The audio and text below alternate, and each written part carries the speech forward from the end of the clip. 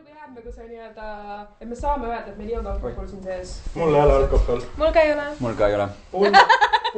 Emajõe vesi on puhas. Heade mõtete vesi. Pundaberg äkki tahab tulla sponsoriks. Emajõgi äkki tahab tulla sponsoriks. Nii, Patrik tõstab enda uus on hea, see on alkoholivaba või? See on kõik töö. No koksada ilma alkoholitas. Heli kvaliteet sõltub sellest praegu. See on hea soovitus. Nii, let's roll. Prismas saab. Okei, davai, teeme siis ametliku alguse. Tere tulemast, me oleme siin Sumin episood 2 juba taas kord minu korteris. Ja seekordse episoodi pealkirjaks on meie anonüümsed kunstnikud, kus me räägime siis sellest, mis tunne on olla kunstnik ja mis mõtted meil veel sellest on ja kas tasub või ei tasu. Ja täna meil on siin saates mina Kadri, siis Ott, Säde ja esmakordselt me saime ekraani tagant siia ka meie Ingmari, kellest me eelmine kord pikalt rääkisime siin. Debüüt. Suur sündmust. Ja kuna me kõik teised ennast eelmine kord natuke saime tutvustada, siis ma mõtlen ka, et Ingmar, paneme see kohe nagu selle tule alla, paneme see tanki, räägi paar sõna ise endast. Kes sa selline oled? Kes ma olen? Lihtsalt mees. Ott Kaspari targad sõnad.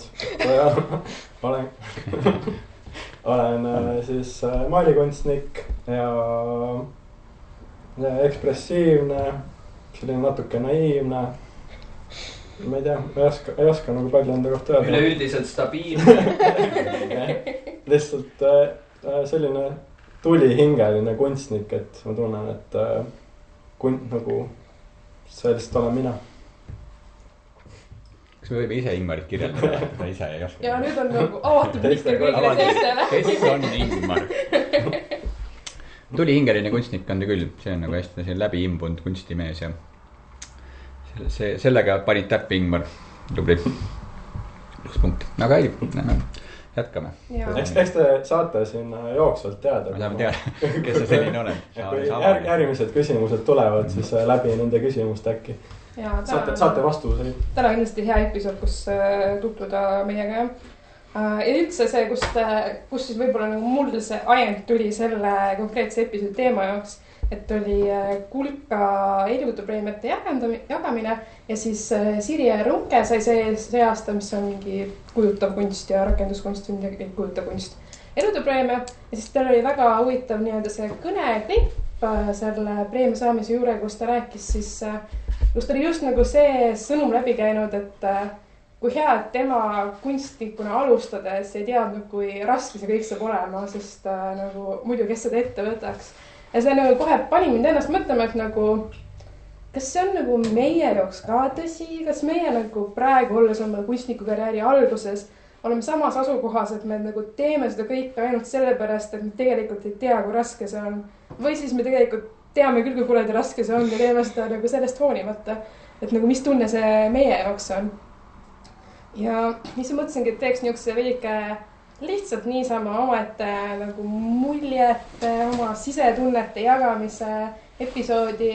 Tunnen, et mul on hinge peal palju asju, mis mind kriibivad ja mille üle ma olen mõelnud ja mõtlesin, et võiks siis neid juba nagu jagada siin väikses sõprade ringkonnas. Ja ma arvan, et me võime tegelikult alustada kaunilt meie esimese küsimusega, mis ma ette valmistasin, mis on niisugune väga lihtne ja üldine, ehk siis mida tähendab sinu jaoks olla kunstnik? Võime siit kohe, ma ei tea, paneme Otti rääkima. Paneme Otti, jah, et siis me ei teadnud neid küsimusi ja väga tänan küsimuse eest, suurepärane küsimus. Mida tähendab olla kunstnik? Teate, ma korra mõtlesin selle peale. Kuigi sa ei teadnud küsimus. Ma ei teadnud, aga ma tunnetasin, et äkki Runke kõnest inspireerituna ma tunnetasin, et äkki midagi võib tulla. Ja tegelikult selline igav vastus oleks vabadus, aga ma tahaks sellest natukene rääkida, sellest vabadusest. Kusjuures ma üks päev just mõtlesin selle peale, mõtlesin teie peale. Mitte selle saate kontekstist, aga mõtlesin lihtsalt teie peale. Ja teie, nagu ka Ingmar tegelikult, teie kõik olete ju sellised kunstnikud. Te olete nagu, te oletegi kunstnikud. Mina olen ka, aga mina olen see selline lõhestatud isiksus, et mul on see teine südame pool tuksub kuhugi erakorralise meditsiini valdkonda. siis ma mõtlesin teie peale, et te võib-olla isegi kuidagi ei pane tähele või ei taju vahepeal seda nagu vabadust, aga mina, oi kui hästi see vabadus kuidagi hästi defineerib seda kunstniku rolli minu jaoks. Ja mida ma selle all nagu silmas pean, et kui me võtame mingisuguse ameti, ükskõik mis ameti, mida nii-öelda realistlikum, mida nii-öelda reaalteaduslikum see on, seda raamistatum see amet on ja mida nagu pehmem või humanitaarteaduslikum on, see võib-olla see raam natukene pehmem, aga iga amet ja iga professioon on ikkagi raamistatud. Kui ma toon näiteks enda näite, et ma lähen patsiendi juurde, üritan aru saada, mis tal viga on, vaatan ta läbi, üritan talle teha mingisuguse esmase ravi. Et ma ei lähe patsiendi juurde, et näed, et ma ei tea, pea valutab ja, et siis tähendab, võtame selle vasaku jala põlvest saadik maha ja hakkame sellega pingviine nüpeldama dresseerimise eesmärgil. Ma ei saa seda teha, minu professioon ei luba seda, aga kui ma mõtlen, et kui ma olen kunstnik, siis tegelikult siin ma saan seda teha. Ja see vabadus on konkreetselt seda jalamaha. Just konkreetselt seda. Ma toon sellise nagu absurdse näite, et see nagu raamistatud või see piir kunstniku ametis on, kui seda raami üldse on see hästi suur või hästi õhuke. Selle raami võib-olla seab see meedium, ma saan aru, et see läheb väga sellise kontseptuaalse kunsti valdkonda, see jutt, mis ma räägin. Aga tegelikult ma päris seda silmas ei pea, ma just peangi silmas seda nagu vabadust, et erialaliselt ametkunstnik on meeletu vabadus ja ma väga hindan seda, ja kui me eriti mõtleme, et sellist, meil ei ole ka sellist represseerivat riigikorda, mis ütleks, kuidas peab kunsti tegema, siis see vabadus minu jaoks ongi see, mis defineerib mind kunstnikuna. Aga nagu me kõik teame, see suur vabadus on ka väga ahistav. Me kõik oleme olnud lõuendi eest, peksnud pead vastu lõuendit ja mõelnud, et mida ma selle vabadusega nüüd peale hakkan, mida ma teen. Et see vabadus on ka ühtlasi väga ahistav, aga just ma räägin, et kuna mul on hästi hea selline kontrast siia kõrvale panna, siis minu jaoks kunstnikuks olemine tähendab ennekõike vabadust. Vabadus. Vot. Kaunis. Nii. Hästi öeldud. Uskumatu. Ja, selle. Palun korda küsimust. Vaband, jah, sellest. Ma pean sellest valmis olema iga kord. Ott lihtsalt stardib raketina. Ma pean tegema nagu mingid suured nagu need kaardid. Jaa, palun. Mingi küsimusega Plutoni jõuab välja nagu nii, et tõmba pidurit mulle päriselt, nagu kui ma lähen liiga ei, see oli väga hästi. See oli kõigepealt küsin uuesti, ma saan defineerida. Tegelikult mind ikkagi huvitab see Oti nagu kunstiteos, et sa oled ikkagi legit jala maha. Ja nüpeldi pingviini. See tõesti on kontseptuaalne. Sõltub see kontseptsioon on sellega. Sina arvad, et see on kontseptuaalne. Mis see tegelikult on?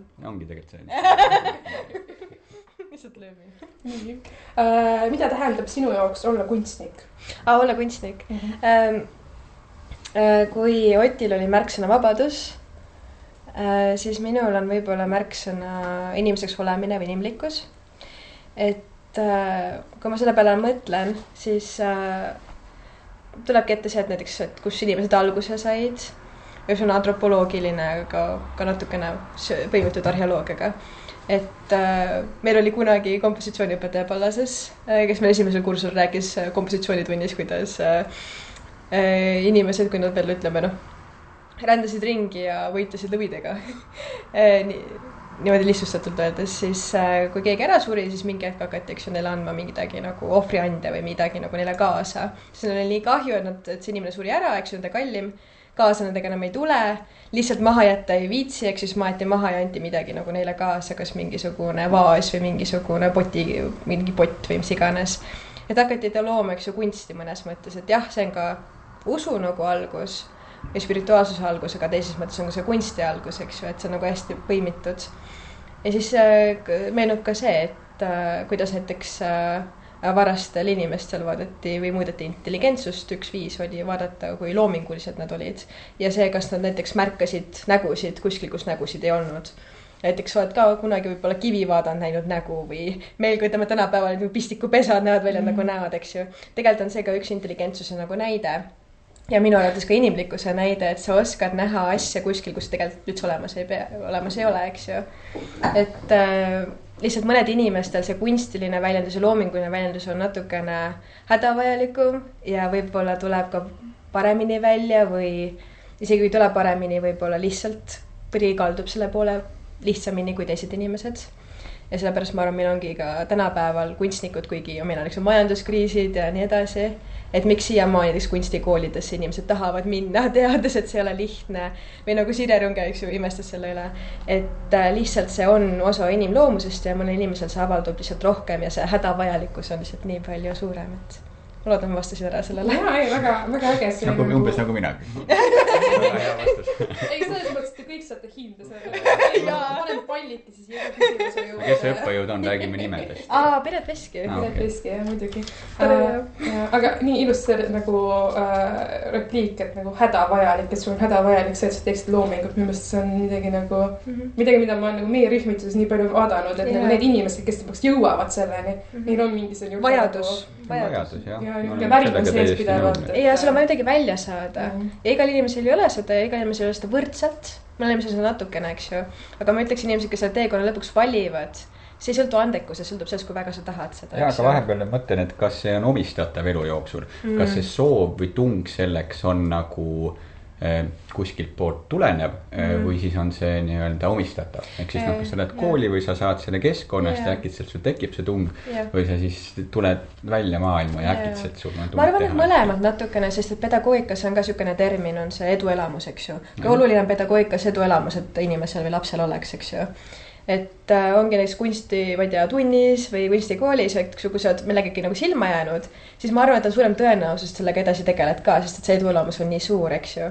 Aga siinkohal on käärid, eks ju.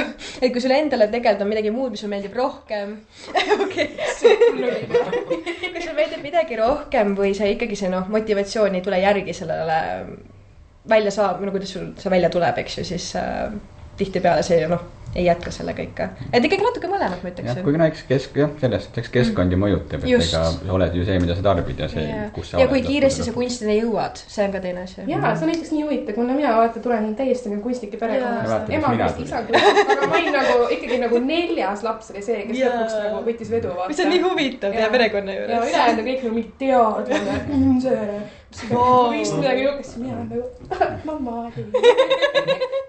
Nii, aga Ingmar, sulle ka sama küsimus. Mida tähendab sinu jaoks olla kunstnik? Oti ja Säde vastused on väga head. Kirjutasid maha. Et see on vabadus nagu olla mina ise, väljendada ennast nii, nagu ma soovin, neid piire kombata kuidagi enda sees ja ühiskonnas ja nagu küsitleda võib-olla erinevaid asju ja mingid nagu selliseid iganenud nagu kuidas öelda, iganenud struktuure ka natuke kuidagi küsitleda. Et nagu see kunstniku roll minu meelest on nagu kuidagi esitada mingeid uusi nagu mõtteid või ideid või nagu hinnata seda praegu nagu ühiskonnas toimuvat ka, ma arvan, suuresti. Ja siis täpselt see nagu inimeseks olemise kogemuse mõtestamine ja seal on nagu nii palju nagu erinevaid tasandeid sellel kunstnikuks olemisel, et üks asi on see nagu individuaalne tasand, et see nagu loomine võib mõjuda nagu teraapiliselt, et ma näiteks loon midagi, plätserdan nagu selline, saan mingi sellise sisemise lapse või pubekaga kuidagi ühendust ja nagu voolan ja mängin selleni ja nagu kuidagi, et see mõjub mulle nagu väga tervendavalt või mind nagu toetavalt ja hoidvalt samal ajal.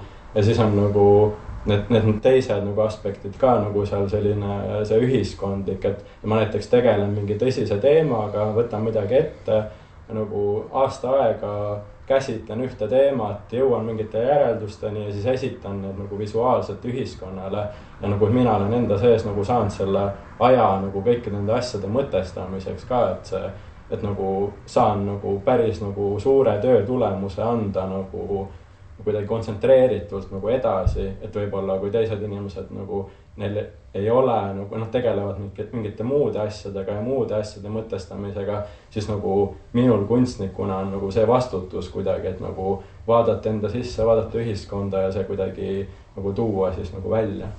Jah, ja sellest, et see on päris huvitav, et tegelikult ju kunstniku roll ühiskonnas on mõtestada kunstniku rolli ühiskonnas. Mõned on väga suuresti. Et nii-öelda jah, sinu jutu jätkuks. Aga erinevaid rolle kuidagi ja nagu struktuure ja nagu kõike kuidagi, et nagu ja esitada ka mingeid uusi nagu ideid siis sinna peale, et nagu mis on need vanad ja mitte teenivad ja kandvad nagu rollid nagu meie sees, näiteks meie mingid käitumusharjumused või mingid sellised iganenud nagu mingid mustrid meis, mis meid nagu enam inimestena ei kanna ja siis kuidagi neid nagu ümber ehitada, aga samas ka nagu kollektiivselt, et kuhu suunas me ka maailmas liigume, ma arvan, et see on nagu ka selline nagu, et kunstnik saab võtta selle oma ülesandeks, aga ma arvangi, et nagu on nagu need kunstnikuks olemise rolle on nii palju nagu erinevaid, et nagu igaüks leiab sealt endale midagi, et on ka ju nagu sellised lihtsalt, et ma dokumenteerin või nagu olen selline dekoratiivne kunstnik või nagu mingi illustreerin midagi, et nagu, et nii palju erinevaid nagu vajadusi on sellel kunstnikule ka nagu ühiskonna poolt nagu minu meelest. Ja siinkohal jällegi, et on peale visuaalkunsti on, eks ju, ka mina isiklikult loen ka kunstiks näiteks püstijalukoomikud või kes teevad nalja, eks ju, päris rasked nalja teha või kirjanikud või koreograafid või lauljad, eks ju, et muusikud, et eks siis ikka kunstniku roll on ühiskonnas mõtestada kunstnikuks olemist, aga Kadri, sinu vastus ka sellele samale küsimusele. Ja mis mul on nagu ise selle küsimuse juurde kuidagi komistasin või jõudsin või mõtlesin sellele, oli kui ma enda õega rääkisin ükskord ja ma sain aru, et vaata, kui sa oled mis tahes muu ameti peal, siis see amet on ikkagi miski, mida sa saad nagu enda juures muuta, kui sa oled nagu õpetaja või kui sa oled nagu mingisugune, eks ju, ehitaja, mida iganes, siis sul on nagu mingi kaugus sellest, et kui sa tahad, et sa saad oma ametit vahetada, siis sa saad seda ametit vahetada. Aga samas, kui sa nagu oled juba kord kunstnik, siis sul on kuidagi, see on nagu määravam osa sinust kui nagu lihtsalt nagu mingi amet. Et sa nagu põhimõtteliselt, kui ma ütlen, kes ma olen, siis ma nagu enam alustan sellest, et ma olen nagu kunstnik ja see on nagu minu jaoks samavõrd nagu asi, et ma olen nagu eestlane või et ma olen 25-aastane või et ma olen, eks ju, naine, et see on nagu järsku osa sinu isiksusest. Ongi, et mina Kadri Kalve olen ja siis sa ütled nagu kunstnik ja see määratleb kuidagi suht intiimselt sind kuhugi nagu sellisesse gruppi, ma olen sellega täiesti nõus. Jaa, sest ongi, et see nagu põhimõtteliselt, no samamoodi, kui sa näiteks ütled, et sa oled kellegi ema või kellegi õde või kellegi isa, see paneb nagu paika sinu positsiooni ülejäänud maailma osas, et sa oled nagu vältimatult mingisuguses suhtes ennast ümbritsevaga, et sa nagu ei saa lõpetada ära seda, et ma enam ei ole ema, et ma ei tea, või kuidagi midagi niukest, et see on justkui nagu mingi selline side, aga samas ma nagu saan aru, et võib-olla see, kuidas me nagu tänapäeval mõtestame seda, on seda, et meil on nagu kunstnikuna on nii eriline nagu põhimõtteliselt suurem kui amet või midagi niukest, on sellepärast ka, et meil on olnud pikk niuke kunstnik geeniustraditsioon, kus kunstnikuks olemine on midagi nagu veidike nagu enamat või nagu midagi üleinimlikumat. Kuigi noh, vanasti, kunagi alguses võib-olla oli pigem nagu see pikalt ju ka see, et kunstnik oli käsitöölane. Kujutama rolli ja midagi pidi kujutama. Ja siis võisid küll olla, et ma olen kunstnik nagu, ma ei tea, 8-5 ja siis ma lähen koju ja siis ma ei ole enam kunstnik, eks ju. Kui ma ei tea, ei kraavi kuhugi seina peale mingid joonistusi, eks ju. Ma tundub seal, et see on nagu, kui tõsiselt sa ise ka võtad seda või kui nagu suur osa see sinu olemusest on. Et kui sulle on see nagu nii suur osa, siis see nagu põimub su identiteedist läbi kuidagi, aga nagu mõnel võib-olla on kuidagi nagu läheb, teeb mingi töö ära ja see nagu lihtsalt ongi see nagu, tal on kergem jätta seda rolli maha, aga kui sa oled nagu hingestatud kunstnik, siis see nagu kandub igasse su tegevusse, igasse ülesandesse päeva. Sa mõtled, et sa ei teegi näiteks tööd, aga sa jälle teed tööd ja tegeled millegagi ja see on nagu nii nagu lihtsalt nagu selle elamise kogemuse juures nii suurelt, et see nagu, täpselt see nagu läbipõimumine on seal ja, nagu suur. No, mina võin siia nagu enda puhul hea näite tuua, et just nagu sa ütlesid, minu meelest sellest kunstniku rollist mina näiteks ei saa välja. Näiteks kui ma tulen töölt ära kiirabist, ma olen jalaga ukse kinni, ma ei mäletagi, mis ma tegin seal. Aga kunstniku, mul ei ole seda on-off nuppu. On teil on-off nupp, et ma nüüd täna ei ole kunstnik, ei ole ju niimoodi. Sul on nagu, sa oled kogu aeg see kunstnik, vahepeal on tõusud ja mõõnad, aga see nagu sa oled kogu aeg kunstnik, et sa ei saa seda nagu välja lülitada. Mina vähemalt ei saa.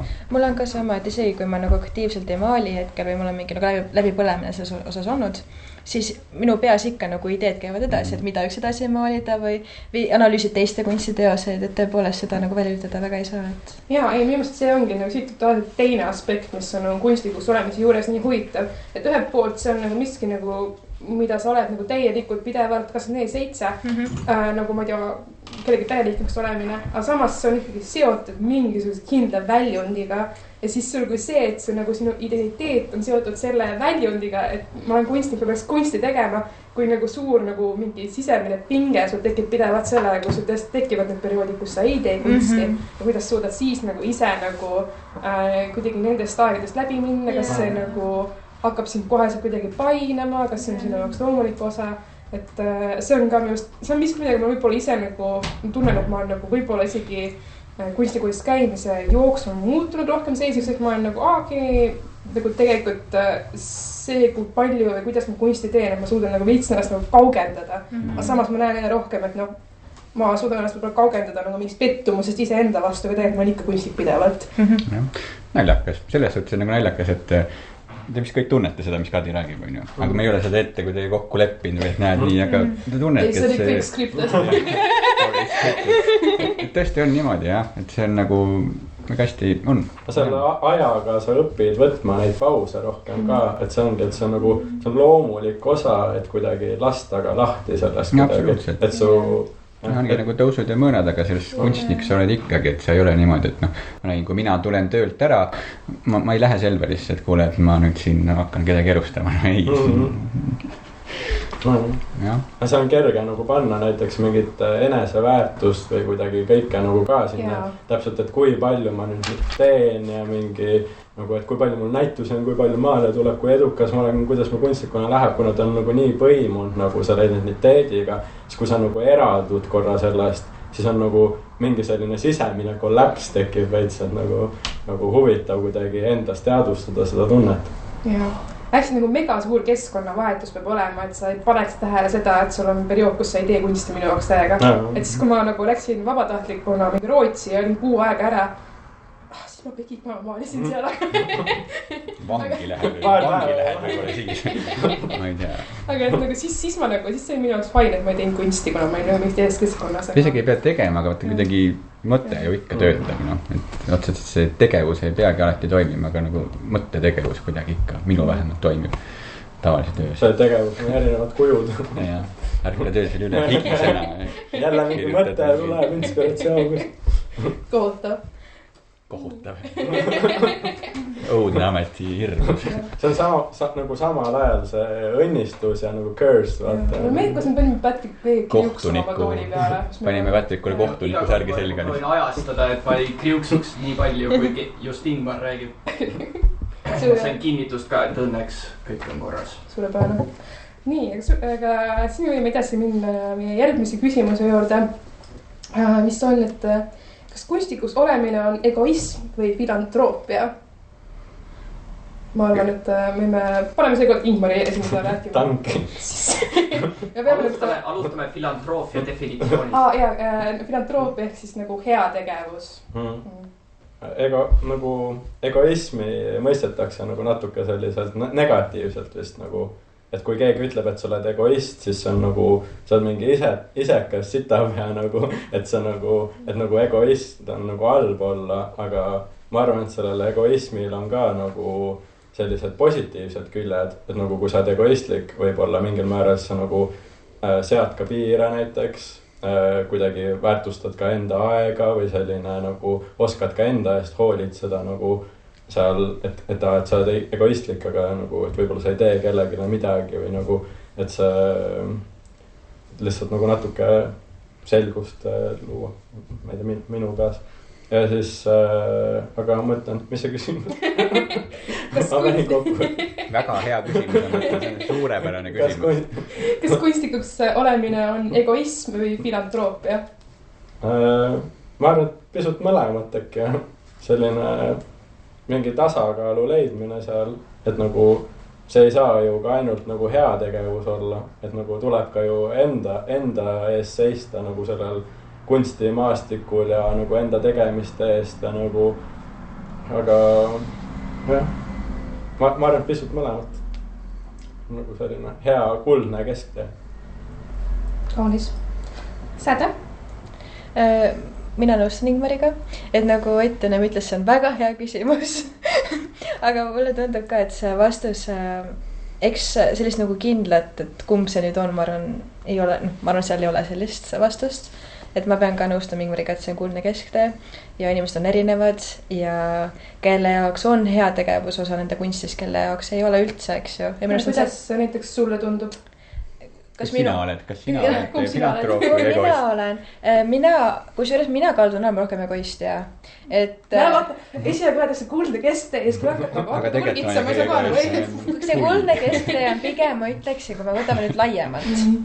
Aga ma ise, kui ma peaks ennast panema, siis tõesti ma pigem sinna egoismi poole, mis jällegi ma nõustun, see oli hästi tore, sa selle üles tõid, et tõesti, et ühiskonnas ja kunstnikega, ka kunstnike ringkondades see egoism on see, et mida, egoist ei taha üldse olla, eks ju, sellega on hästi palju negatiivset tavaliselt nagu seondub inimesel. Sa tahad hästi egotu olla, et siis sa oled hea inimene, aga tegelikult sa hülgad ennast nagu. Ja täpselt, ja see on nii oluline, et inimesel, kui sa ei ole kunstnik, et sul on mingisugune ego ja oma selgroog, eks ju. Aga mul on kindlasti ka mingisugune teatud, ma täiesti ilma hea tegevuseta ma arvan, ma ei ole. Et näiteks mu isikunäitus ka, mis eelmine aprill oli, et see oli ka väga palju sellest, et kuidas ma ütlen, nagu eneseanalüüsist ja kuidas ma mingitest nagu hakkama saanud olen ja siis võib-olla ka tekitada sellist äratundmistunnet ka nagu teistele inimestele. Ja see tunne on mulle tegelikult väga oluline kellelegi toeks olla või näidata, et sa ei ole üksi, eks ju. Et ma ei saa öelda, ma täiesti ilma olen, aga jah, just. Aga mul meeldib, mina lõpetan ka vahepeal see, et aga jah, see on kõige parem lõpp. Ja üks on see kuldse kesktee selline selgitus sellele, aga mina arvan, et see on ka suhteliselt nagu valik. Et kas sa tahad, esiteks ma nagu tõlgendan seda küsimust niimoodi, et kas see egoistlik kunstnik tegeleb pigem sellega, mis on talle oluline. Mul on suva sellest, mis teie arvate, vaata, mina teen oma asja. Ja siis filantroop on siis see, et tegeleme rohkem siis mingite probleemidega ja üritame neid nii-öelda sellise nagu filantroopiline vaade sellele. Et kuidas sa teha tahad, täpselt niimoodi teed. Ja kui ma nagu ennast peaks analüüsima, siis esiteks üldse, kes mina... Näiteks kui ma peaks teid kõiki analüüsima, siis ma saaks teid kuhugi kategooriasse panna.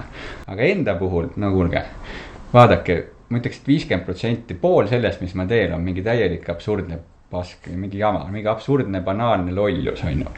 Ja teine, see on nüüd muidugi Pallasest tund, Pallas on ära rikkunud mind, on selline, nii-öelda, ütleme, et see nagu päris kunst, kui me ütleme, et üks kunsti definitsioon või mõte on see, et ärme ütle asju otse. Ütleme neid nagu kuidagi huvitavamalt ringiga, vaatame kuidagi teistmoodi, olete nõus sellega, see on üks võimalik nagu mõte, kuidas seda kunsti defineerida nii-öelda suuremat. Lisame neid semiootilisi kihte ja mõtte, et mis selle asja mõte on, mis sa teed. Et see on nagu teine pool, mida ma teen. Seda ma nüüd hakanud aina rohkem tegema. Aga teate, selle vabaduse juurde tagasi tulles, vahepeal mulle meeldib ka see selline, nagu meeldib otse teha, meeldib see selline, et miks ma ei võiks purki sittuda, vaata, et selline mõte, et nagu, kas ma teengi seda. Näiteks mul on üks hea töö, ühel näitusel, ma ei nimeta, mis töö see oli, aga põhimõte on see, et näed, see ei ole selle lehmaga seos, näed, maalid mingi lehma, siis tulevad sinna kõik, lükkavad barreti sirgeks ja keeravad vuntsid rulli ja mõtlevad, et vaadake nüüd seda lehma, et mis selle lehma mõte on. See on lihtsalt lehm, seal polegi mingit mõtet. Et selline, et mulle meeldib ka selline egoistlik banaalsus vahepeal. Tehagi midagi nagu just do it, nagu vana Kreeka jumalanna Nikea juba ütles omal ajal. Just do it. Et nagu see tuleb mingi, tees ära, vaata, ei ole vaja mõtet, ei ole vaja seda, et nagu, mis selle asja idee ja sügava mõte, mida sa tahad öelda ja keda tahad puudutada. Et mulle meeldib ka vahepeal niimoodi teha seda asja, seda on küll vahepeal raske nimetada kunstiks. Aga see on ka üks osa, mis kahjuks on hääbumas minu juures, sest nüüd on rohkem see mõtestatud tegevus tulnud, aitäh Pallas.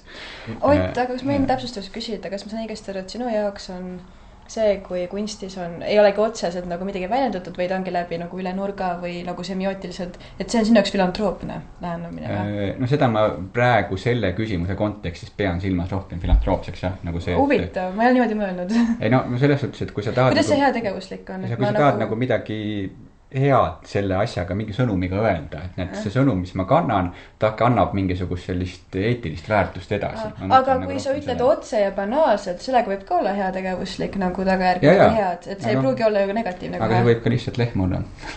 Okei, see on see, mis sa mõtled. Jah, et ühesõnaga, et ma arvan, et see on tegelikult kunstniku valik, kumba ta teha tahab ja ta saab nagu mõlemat teha, saab seda kuldset keskteed. Aga õpetan nagu Katriin, aga jah. mul on selline tunne, et need asjad nagu natuke overlapivad ka seal. Et võib-olla sa teed mingeid asju justkui nagu isekas kohast, aga tegelikult sa paned need välja ja siis see aitab täiega. Kuidas keegi interpreteerib seda sinu kunsti, et see on alati ka ju. Et kui sa teed lihtsalt lehma, eks ju, siis mul inimesed on nagu, ise mul endal on mullikas kodus nii armas lehm, et seda aga tuleb. Lapsepõlve nostalgia. Jaa, just, täpselt, et see tegelikult on väga palju ka see, kuidas inimene ise seda nagu sõnumit vaed. Just, jaa.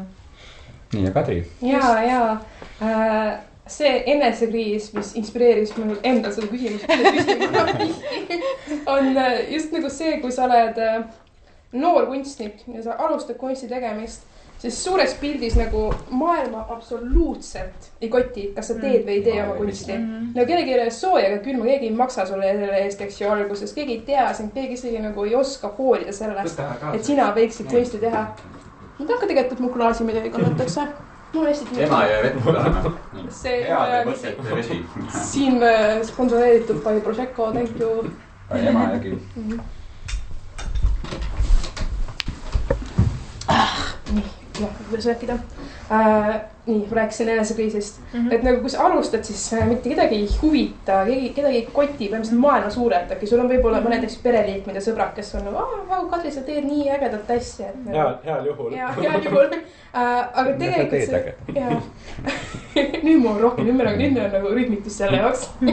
Aga alguses põhimõtteliselt sa pead kuidagi ise otsustama, et see minu kunst, mida mina teen, see, mida mina tahan öelda, on nii kuradi oluline, et ma hakkan seda nüüd professionaalselt tegema ja ma nagu tahan, et inimesed maksaksid mul nagu selle ühe kunstiteose eest nagu mingi paar tuhat eurot ka ja et nad hakkaks ostma ka seda, sest mul on vaja kuidagi ära elada ja see on minu meelest nagu nii uskumatult nagu mingisugune tegelikult nagu isekas nagu asi, aga samas, kui sa nagu reaalselt vaatad, kuidas meie kunstimaastik toimib, siis tegelikult enamik ajast sa teed mingisugust nagu lihtsalt täiendav kultuuriruumi puht nagu mingist heategevislikust tungist, kuna nagu näituse tegemine enamalt sa kas nagu maksab peale, tuleb nulli, heal juhul kasumisse sellega, aga enamikud meie näiteks Tartus näituse pinnad ka, inimesed käivad neid tasuta külastamas ja siis sa enam-vähem loodad, et piisavalt palju inimesed lähevad sinna kunsti, et äkki tuleb keegi, kes näeb ja see meeldib ja ostavad ära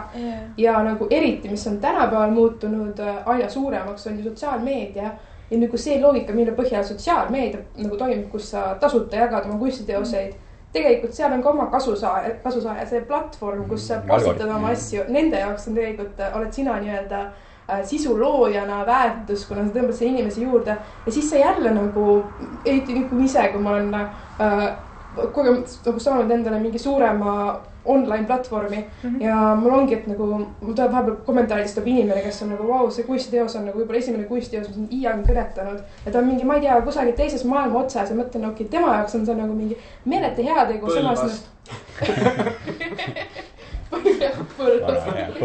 aga siinkohal ongi see, et vaat sa alustasid seda juttu sellega, et kuidas tegelikult maailm ei oota, et sa kunsti teeksid, eks ju. Aga selles ongi see võlu, et võib alguses ei oodata, sest nad ei tea, mida oodata, vaata. Aga kui sa viljeled seda edasi ja näitad, mis sul on, eks ju, siis sa tegelikult leiad need oma fännid üles või kellele sulle meeldib. Et just, et sellest egoismist võib ju saada filantroopia. Sa alustad egoistlikult ja lõpuks kandub see väga filantroopiliselt välja. Jaa, ei, aga minu meelest ongi huvitav, kas tegelikult sa penderdad nagu lõpmatult selle peale, et sa pead pidevalt nagu hoidma endast seda tugevust, et sa oled nagu mu kunst on oluline, ma teen seda, see meeldib inimestele. Vaat ei ole, et ma ei ole nagu keegi mingi aasta aega minu käest ühtegi kunstiteost ostnud, mu kunst on ikka nii oluline, ma lasen edasi, et sa kuidagi pikalt sa teedki nagu neid mis tahes kujundeid maane, mis sinust välja tulevad, sa teed seda nagu enda heaks, ühiskonna heaks, ei saa keegi maksa sulle selle see müümine on nagu hästi huvitav, et me hästi tihti ka noortekunstnikuna, aga kunstimaailmas üleüldiselt ja ka inimesed, kelle kunstiharidus nagu ka napib, me ajame see asja väga kergesti seda, et rahaline väärtus ja kunsti väärtus on kaks eri asja. Et tegelikult on väga õige, et sa ennast ei lase kõigutada sellest, kui sul midagi nagu tükk aega müümata on, eks ju. Seda on kaks eri asja, et me nii lihtsasti ajame selle sassi. Sellest saab täiesti eraldi episoodi teha. Just täpselt. Kunst ja raha. Just. Ärme lasku sinna. Okei, lihtsalt igaks üks ütlen. Selline podcast on ka juba olemas. Kunst ja raha või? Täpselt eraldi podcast. Kutsume inimesed. Et ja minu meelest see on võib-olla üks nagu nendest aspektidest, mille puhul ma nagu saan aru sellest Sirje Runge kommentaarist, et nagu sa ei tea, kui raske, või nagu tegelikult me teame, kui raske see on, aga sa lihtsalt nagu, sa pead olema valmis selleks, et sa põhimõtteliselt, ma ei tea, kuidagi. See raskus on väärt seda tundub. Või noh, et see on nagu, või see ongi, et see on sinu jaoks nii oluline, et sa nagu tahad seda teha. Kunagi teeme selle kunstiraha sest minu meelest on nagu nii huvitav, meil on siin kunstirühmituseks 13 inimest ja nagu see, kuidas me kõik rahast ära elame, on minu jaoks nagu ma ei tea, kus ma ise rahast ära elan. Ma ei tea, kas Patrick ja Ingvar ja kõik see nagu, kuidas kunstnikuna ära elamine käib, see on üldse nagu huvitav asi ja see tundub kõik kuidagi erinevat. Palveta töösel ja õpid palveta. Tahate, kas Taarat on kõigiga? Taarat! Ma saan täna nii palju taaratsid. Taarat on nagu see hobi, vaata.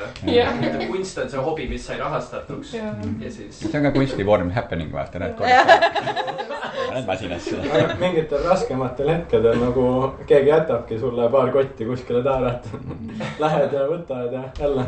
Äkki timmud. Jälle saad värvi osta. No ma selle maali eest pakuks 7 kotti. Tšekid on siin. Tšekkides ka sobib. Kaunis. See haakub väga hästi meie järgmise küsimusega, milleks on, mis on kunstnikus olemise juures kõige hirmsam? Ja see on nüüd Otile, kuna mis me saame ringi muuta. Teate, ükskord, see oli üks loeng, ma eeldan, et see võis olla Peeter Linnapi loeng, äkki, võib-olla, te olite võib-olla ka seal. Aga võib-olla ei olnud, isegi ta rääkis ühe loo sellest, kuidas kellegi siis nii-öelda stuudiosse murti sisse. Murdvaras murtis sisse, varastas ära kuradi maki, kohvimasina, mikroainahju, aga mitte ühtegi maali ei varastas. Ja ma mõtlesin selle küsimuse peale, et mis on kunstniku juures, mis on kunstnikuks olemise juures kõige hirmsam. Ja mõtlesin, et selle peale, et kui keegi murraks minu stuudiosse sisse, varastaks ära kohvimasina ja peldikuharja ja mitte ühtegi maali ei võtaks. Et siis ma tõesti viskaks pinsti nurka ja läheks pingviine dresseerima. Sa jookseks maalidega röövlile järgi. Ja siis oleks nagu see, et nii, et kõik kaabakad, pätid ja kriminaalid, kes te meid kuulate, kui te vargile tulete, ei lähe ilma, võtate peldiku harja, aga võtate töö ka, ei lähe ilma tööta. Kas või ühe? Ja, et see on minu kõige suurem hirm. Oh my god. Selle peaks mingi CG tegema või ukse peale panema, kui tuled varastada, võtta maal ka, kurat. Ei lähe ilma maalita. Minu kõige suurem hirm on see. Wow. Säde, mis on sinu kõige suurem hirm kunstnikuks olemise juures? Jah, ma ütleksin hetkel võib-olla ongi see, milles me natuke puudutasime. Ongi siis nagu äraelamise osa minu jaoks hetkel selline, mis on minu jaoks kõige võõram. Et mina olen keegi, kes samamoodi nagu sina, Katri, eks ju, ta on väiksest saadik väga suur joonistaja ja maalija olnud ja väga palju huvitanud selles. Et ma olen käinud läbi nii laste kunstikooli 5 aastat kui ka 4 aastat Tartu kunstikooli enne Pallast, eks ju. Et ma olen selline, kes nagu väiksena alustas ja ole siiamaani ära lõpetanud, eks ju, ja ma olen üks nagu ainukesi lapsepõlves, kes ma tean, kes niimoodi on nagu jätkanud seda. Ja üks asi, mis on hästi huvitav, on see, et kuidas see nagu põhimõtteliselt kuidas see nagu kunstnikuks olemise definitsioon on nagu ajaga muutunud või ka nagu minu silmaring on avanenud. Et tänapäeval, kui sa vaatad jääkülma silmaga kunstniku nagu rollile otsa, siis tegelikkuses on väike ettevõtja. Nagu majanduslikult mõeldes. Mis on nii kurb ja nii loll minu jaoks, sest et laste kunstikoolis me ei olnud nagu turu-uuringud, CEO, mingi boss babe, eks ju, mingisugune oma firma omamine. Ei olnud see, millest me rääkisime. Marketing. Ja marketing, ma nii tahan turundada, ma nii tahan. Eks ju, see ei olnud see, mille pärast me joonistasime või miks me seda tegime. Et see on nagu see osa, mis on nüüd nagu juurde tulnud ja see on nagu suur murekoht mulle, sest et turundamine või nagu, näiteks mis on suur osa, eks ju, kunstnikuks olemine, enda nagu reklaamimine, et hei, ma olen olemas ja hei, ma teen kunst, eks ju. See on nii ebamugav. See on nagu laval esinemine või ma tsiteerin siin Aurorat ühte kuulsat lauljat, kes oli ühel oma kontserdil öelnud, et see nüüd natukene ropp, aga põhiliselt ta ütleski, et see on nagu teiste ees nagu kakamine. Et see on...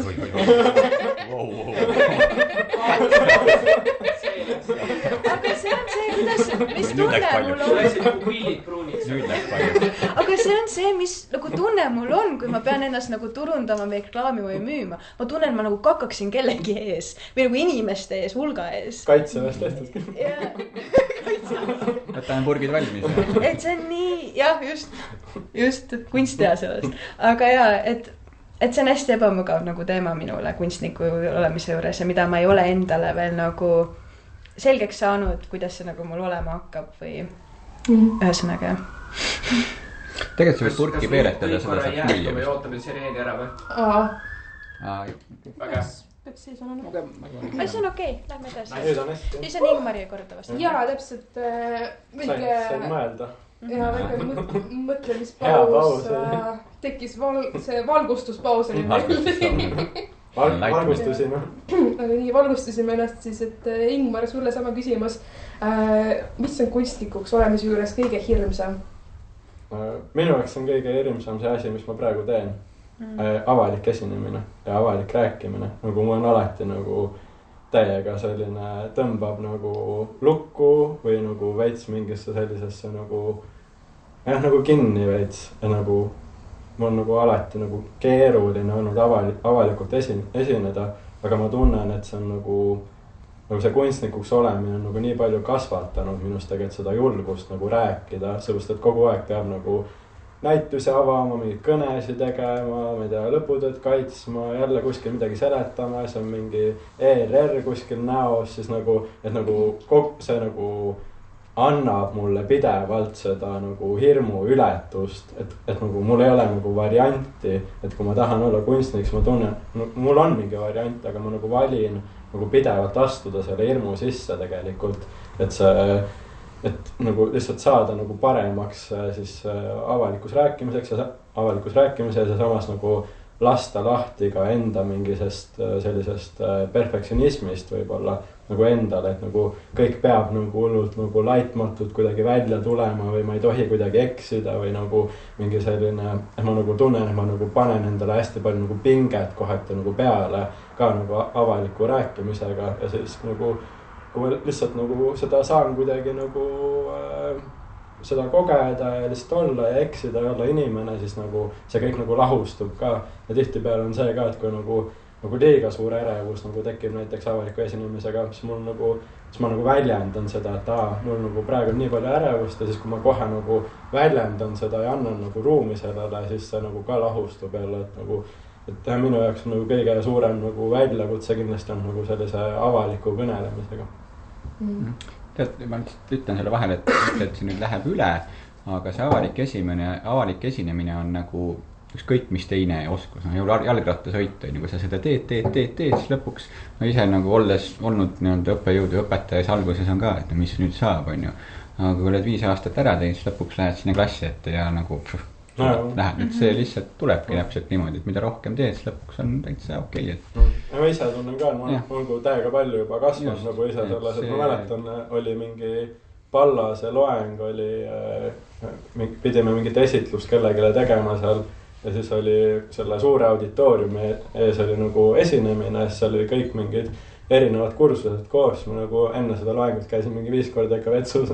See oligi see, et enda nagu kunstnikuna nagu esitlemine, eks ju, esimene kursus oli see meil. Midagi, et see, et nagu ma tunnen juba seda nagu kasvu nende aastatega ka nagu täiega lihtsalt nagu, et ma juba väga palju kiiremalt ja kergemini tunnen ennast nagu vabalt ja kuidagi nagu oskan nagu endalt seda pinget nagu maha kuidagi võtta, aga see ongi nagu pidevalt see nagu enese ületamine, et nagu iga korraga tegelikult ju saab nagu mõelda ka seda, et ma ei lähe sinna, ma ei tee siia seda, ma näiteks ei tule siia podcasti, ma mingi, ma ei tea, ütlen paar sõna kuskil näituse avamisel, et ma ei taha palju rahva ees olla, siis nagu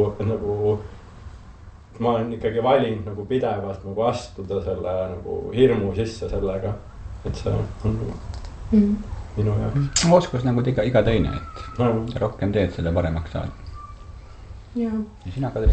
Ja, mis mul endal on, tegelikult on nagu inimene, kes tahab nagu hästi asju ette planeerida, et ikka korralikult tehtud ja nagu sa valmistuksid ette eluks, aga kunstnikuks olemise juures on nagu see, et sa ei saa mitte, sa ei saa oma karjääri ette planeerida absoluutselt. sul ei ole nagu mingit karjääriredelit, kus saad nagu hakata kuidagi edasi kõndima, et sa nagu põhimõtteliselt nagu loobid pori vastu seina ja vaatad, mis nagu pidama jääb ja nagu mis... Redel on, nagu pulkasid ei ole umbes nii ta on jah. Ja kuidagi, et ongi seda nagu, tegelikult nagu lähed nagu täiesti nii pimes ja kompad nagu mingi astud ja siis nagu loodad, et nagu seal on tee ees veidikene. Ja see on kuidagi, see tundub nagu täiesti irratsionaalne ja vastutamatu asi, mida teha minu arust. Et nagu iga kord, kui ma ei tea, keegi küsivad või sõbrad või tuttavad, et no mis siis plaanis teha on, siis ma olen nagu kunsti. Vaata, mis saab, eks ju. Et nagu... No aga sul tuleb see väga hästi välja, ausalt öeldes, see planeerimine. Nagu. Ja, et noh, et ongi nagu ühe poolt, ma tean, et on mingid asjad, mida ma saan lihtsalt ise teha, mis ma olen proovinud leida, mis mulle sobivad, eks ju, et kuidas ma oma sotsiaalmeediat teen, mida ma meie nagu rühmitusega teen, kuidas ma üritan nagu kõike seda ajada, aga samas nagu sa ei saa ette planeerida seda, kuidas maailm sind vastu võtab ja kuidas inimestele meeldib, et sa oled nagu tegelikult nagu mingis nagu meelevallas, nagu universumi meelevallas põhimõtteliselt ja loodad, et hakkab nagu hästi minema. Ja nagu ühest poolt ma olen sellega nagu mingisuguse rahu ka teinud, kuna ma nagu tean, et kui ma peaksin nagu täielikult põruma, siis nagu mu perekond ei lõpetaks minu armastust. Ma nagu võiksin minna oma maakodusse ja olla seal nagu mingi elada vanemate tagatoas ja nagu mu enda jaoks nagu see oleks kõige kohutavam asi, ma ei tea, kui õnnelik mu pere selle oleks, aga ma tean, et mind ei jäetaks maha selles mõttes, et mul on ikkagi nagu niivõrd nagu mingisugune turvavõrk olemas, et ma nagu julgen aga siinkohal on ka see, mida tähendab põrumine sinu jaoks kunstnikuna? Mõtlen, kui nagu, ma ei tea, ongi, et multinektar läheb laiali ja mitte ühtegi mu tööd keegi ei taha ja ma ei saa mitte ühegi näitusele ja ma ei müü mitte midagi ja ma ei jaksa enam korteri renti maksta ja mingi kõik on pekkis, et aga ma ei tea, aga ma tunnen, et ma ei tea, vaatab. Või nagu see, kui ma peaks nagu minema nagu mingi töökoha peale, kus mul ei ole enam aega kunsti teha. See oleks nagu isegi võib-olla kõige hullem. Nagu pigem, ma ei tea, pigem ma elaks kusagil keldris ja nagu oleme samal lain. Lihtsalt segan vahele see, et on ju see Oti puhul see, et see kunsti tegemine on vabadus. Aga kui sul ei ole seda nii-öelda seda piiritletud, neid piiripunkte sinu ümber, siis see vabaduse tajumine muutub nagu sealt tekivad need mõtted, sealt tekivad nagu liigsest vabadusest tekivad need mõtted. See hakkab vahistama see liigne vabadus. Ja kurat, üks asi veel. Kohtunik segas puus viletiks. Sa ju teed seda sellepärast, et sa pead kunsti tegema kind of, nagu et sul on võimatu funktsioneerida, et ongi, et sa pigem teeksid keldris edasi, nagu et sa saaksid seda eneseväljendust ikkagi just kui tõsiselt võtta enda elu puhul, et nii-öelda ta ei saaks sulle enam vähem tähtsamaks muutuda. Ja seda on nagu täiega, et nagu nüüd ma tunnen küll, et ma olen juba enda hinge nagu mingi 1000 kuradil ära meelnud, et on juba nagu kõik need veretilgad on ära läinud ja ma ei tea, rohkem kui 3, ma olen juba 2 pakki verd andnud selle kuradil. Pangas saab juurde ära põe. Või see kohal, nagu novembris tuleb anda punasõstra mahla vere asemel. Ma panin lihtsalt liitritega. Ma ei tama veel sisse juba mängu. Selle maalimisel oli ju see, kus mul hakkas ninast verd jooksma nii, et ma olin nagu paleti kohal segasin värvi ja siis mul kukkus täpselt 3 tilpa verd, mis on ebatavaline minu puhul. Kui ma hakkab verd jooksnud aastat ninast, siis mul tuleb ikkagi nagu hakkab tulema. Tuli täpselt nagu 3 tilka verd sinna paleti peale. siis meile minu laseerimismeediumi sisse, mida ma nagu ei taha raisata mitte kunagi ja ma nagu pekki, ma pean seda ära kasutama. Et see on nagu verega. See on verega maalitud töö ühesõnaga. Ma panen hirmsa muusika sinna taha. Tondi muusika, jah. Aasta kõige kriipim osa oli see, et see oli ainult 3 tilka ja rohkem on mitte. See on tõesti väga kriipi, et see 3 oli. Mulle jäi ka palju kõlama seda usaldusaspekti, nagu et seda, et sa pead usaldama seda, et elu kannab sind, et nagu, et need võimalused tulevad ja tegelikult nagu mida rohkem nagu olla selles kunsti teemas, nagu seda rohkem on ka näha, et nagu õigetel hetkedel nagu kuidagi jälle nagu mingid õiged asjad käivad ja inimesed jõuavad ja kuidagi mingid müügid tulevad ja nagu, et kõik nagu loksub paika ikkagi, et sa nagu õpid ka nagu hästi palju usaldama sellel teekonnal seda, et sa nagu, et see on sinu tee. Just, pluss kui sa selle nimel ka tööd teed seal kõrval, selle usalduse kõrval, siis tegelikult ei saa midagi väga viltu minna. Et sa pidevalt astud neid samme ja siis tead, et nagu et kõik. Sest et järjepidevus on väga oluline kunstniku karjääri saavutamisel või selle arendamisel. Ja nagu kunagi meie õppejõud Kaspar Tammsalu ütles, siis võidavad kõige ahnemad, mis kõlab natuke nagu ülbelt, aga tal on õigus. Et teatud ahnus või siukene vajadus ja motivatsioon on väga oluline selle järele, et mis korras üle suuda. Aga jaa, mis selle nagu konkurentsi juures veel, et nagu meil on Eesti kunstimaastik veel eriti, tegelikult on nagu, see on suht hullu meel, nagu palju Eestis on nagu ühe inimese kohta kunstnik, eks ju. Kui sa hakkad mõtlema, et meil on meeletult tihti kultuurimaastik meie väga väikse populatsiooni kohta. Teile kallis? Aga kui sa vaatad ka kunstiturgu ja kunsti müümise neid platvormi, siis need on ka tegelikult ajas arenenud juurde tulnud. Noore kunstioksjon ei ole üldse nagu vana nähtus. Noba ei ole ka tegelikult väga vana nähtus ja Noba juurde on tulnud mingi kunstipörs veel, ma ei tea sellest väga midagi. Aga eks nagu ka, kui on nõudlus, tuleb ka nagu järgi, et ka äri tuleb järgi, et vaikselt, aga tuleb. Jaa. Off-court sõnumid. Aga sellest ongi, et konkurents on just kui meeletu, aga ma näen, et kõigil, kes nagu neid nagu võimalusi on ka nii palju, et kõigil nagu midagi satub midagi kusagil, et kui palju ja kellele see nagu juba sõltub. Erinevad stiilid ja lähenemised. Võib-olla see konkurents suureneb ka võimaluste suurenedes. Selles suhtes ka, vaata võimalusi on ja rohkem ja see nagu paneb aina rohkem inimesi ka pildile, kes võib-olla nii palju ei oleks pildil, kui võimalusi nii palju ei oleks. Ja need võidud on ka erinevad minu meelest, et nagu üks asi on see nagu mingi materiaalselt, et ma mingi müün hästi ja siis ma elan head elu ja saan kõike teha, mis ma nagu tahan ja kuidagi ehitada enda elu, aga teine nagu materiaalselt head elu, täpsustame seda, vahepeal mulle tundub, et te ajate materiaalselt hea elu ja hea elu nagu segamini, need ei ole päris kaks sarnast asja, et võib raha olla, aga see ei tähenda, et see elu väga hea võib olla.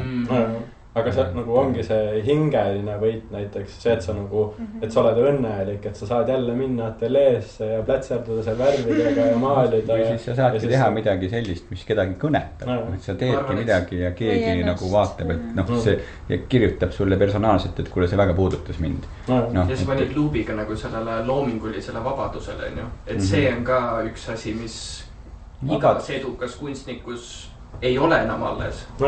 Jah, tõesti. Ja see turu rahuldamine. Vahepeal see kapitalism sööb selle vabaduse ära, võiks viia küll. Aga neid võite on veel nagu palju, täpselt see nagu oma mingi kogukonna loomine ja see nagu, et sa hakkad hindama neid õigeid asju elus ka, et kuidagi see, et kasvad ise järjest.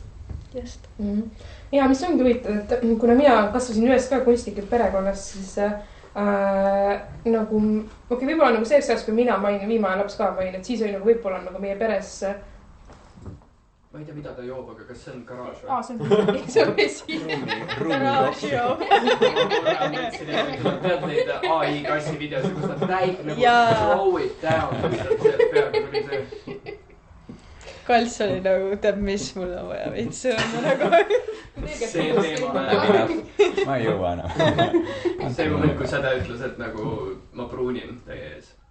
Ta on väga lähedale sellele. Ta võtab joogid, siis ta päriselt teeb seda ka. Ta võtab julgust, kogu julgust. Õnneks need pokaalid on nii kõrged, et ei saa. Aga Kadri ei jätka, muidu ma ei saa. Ja, et kui mina olin nagu peres oma viimane laps, neljas laps, et minu jaoks võib-olla nagu asjad juba veits rohkem paigas ka. Et mind nagu võib-olla ei häirinud niivõrd palju see, et meil nagu perekonnas üldse nagu, kui see vahepeal nagu majanduslikult oli nagu niuke mitte nii turvaline olukord või nagu mul ei olnud kordagi seda tunnet, et meil oleks millestki puudu jäänud. Aga näiteks mu vanemad ajad on küll ütelnud, et nagu võib-olla nende nagu karjääri valikuid mõjutas konkreetselt see, et nad tahtsid nagu mingit nagu eriala, kus nad saaksid endale lubada nagu täielikult majanduslikult turvalisuse. Et nagu see on ka nagu väga võib-olla nagu mingi näitaja. See pesamuna privileeg, et kus sa tead, et sa viimane laps oled? Siiamaani viimane. Nüüd meil on ikkagi lapselasud peale, ma arvan. Aga siis meie järgmine küsimus, kuna me siin juba niikuinii rääkisime miks me ma ei mäleta, mis me rääkisime siin rahvaati ole, mis me rääkisime. Järgmine küsimus on, et miks sa hakkasid kunstnikuks? Miks sa hakkasid just nimelt maalikunstnikuks tegelikult? Ma arvan, et anname Ingmarile sõnajärje. Läheme minna kuskilt algusest siis. Ma on hea rääkida nagu kogemuspõhiselt siis, et kuidas võib-olla ma jõudsin sinna ja siis sealt nagu see selgub ka rohkem, et miks ma siis olen maalikunstnik. Aga ma sõitsin lumelauda pubekast saati nagu, ma olin sellises lumelavas skenes ja siis seal lumelaudurite juures oli neid ka kunstiinimesi ja siis see nagu avas mulle minu ajus hoopis nagu mingi sellised see on ka võimalik, et nagu mingit sellist asja on võimalik teha või õppida või kuidagi ma nägin, et nagu tehti nagu mingid disaine seal lauariietele asjadele ja siis nagu teine kõrvalfaktor veel oli see, et mingid Erasmuse projektid näiteks, ma hakkasin käima nüüd juba 10 aastat tagasi Erasmus pluss noortevahetustel, siis ma kuidagi, kui seal oli seda aega ja olemist ja olid ka vahepeal mingid nagu kunstiteemad, siis ma hakkasin nagu seal sketšima vaikseteni ja siis vanaema on ka üks nagu hästi oluline selline osa olnud, kes on nagu julgustanud ja suunanud mind sinna poole, et nagu sul on nagu annet ja sa võiksid ja kuidagi maalida ja siis nad nagu asjad on kõik kuidagi nagu kokku saanud, et siis kui nagu peale mingid koolide lõpetamiseid ja ärki tekkis nagu vabadust ja ise nagu teha mingeid otsuseid, siis ma hakkasin suht palju ringi nagu backpackima ja nagu reisima ja siis ma vaatasin, et mis ma teen on, et ma hakkan joonistama ja kuidagi nagu, et see oli nagu nii loomuomane ja siis sealt selle lumelaua teemaga tuli natuke mingi tänavakunsti asi, et ma hakkasin tänavatel nagu spreima ringi ja nii ja siis sealt vana... Legaalselt.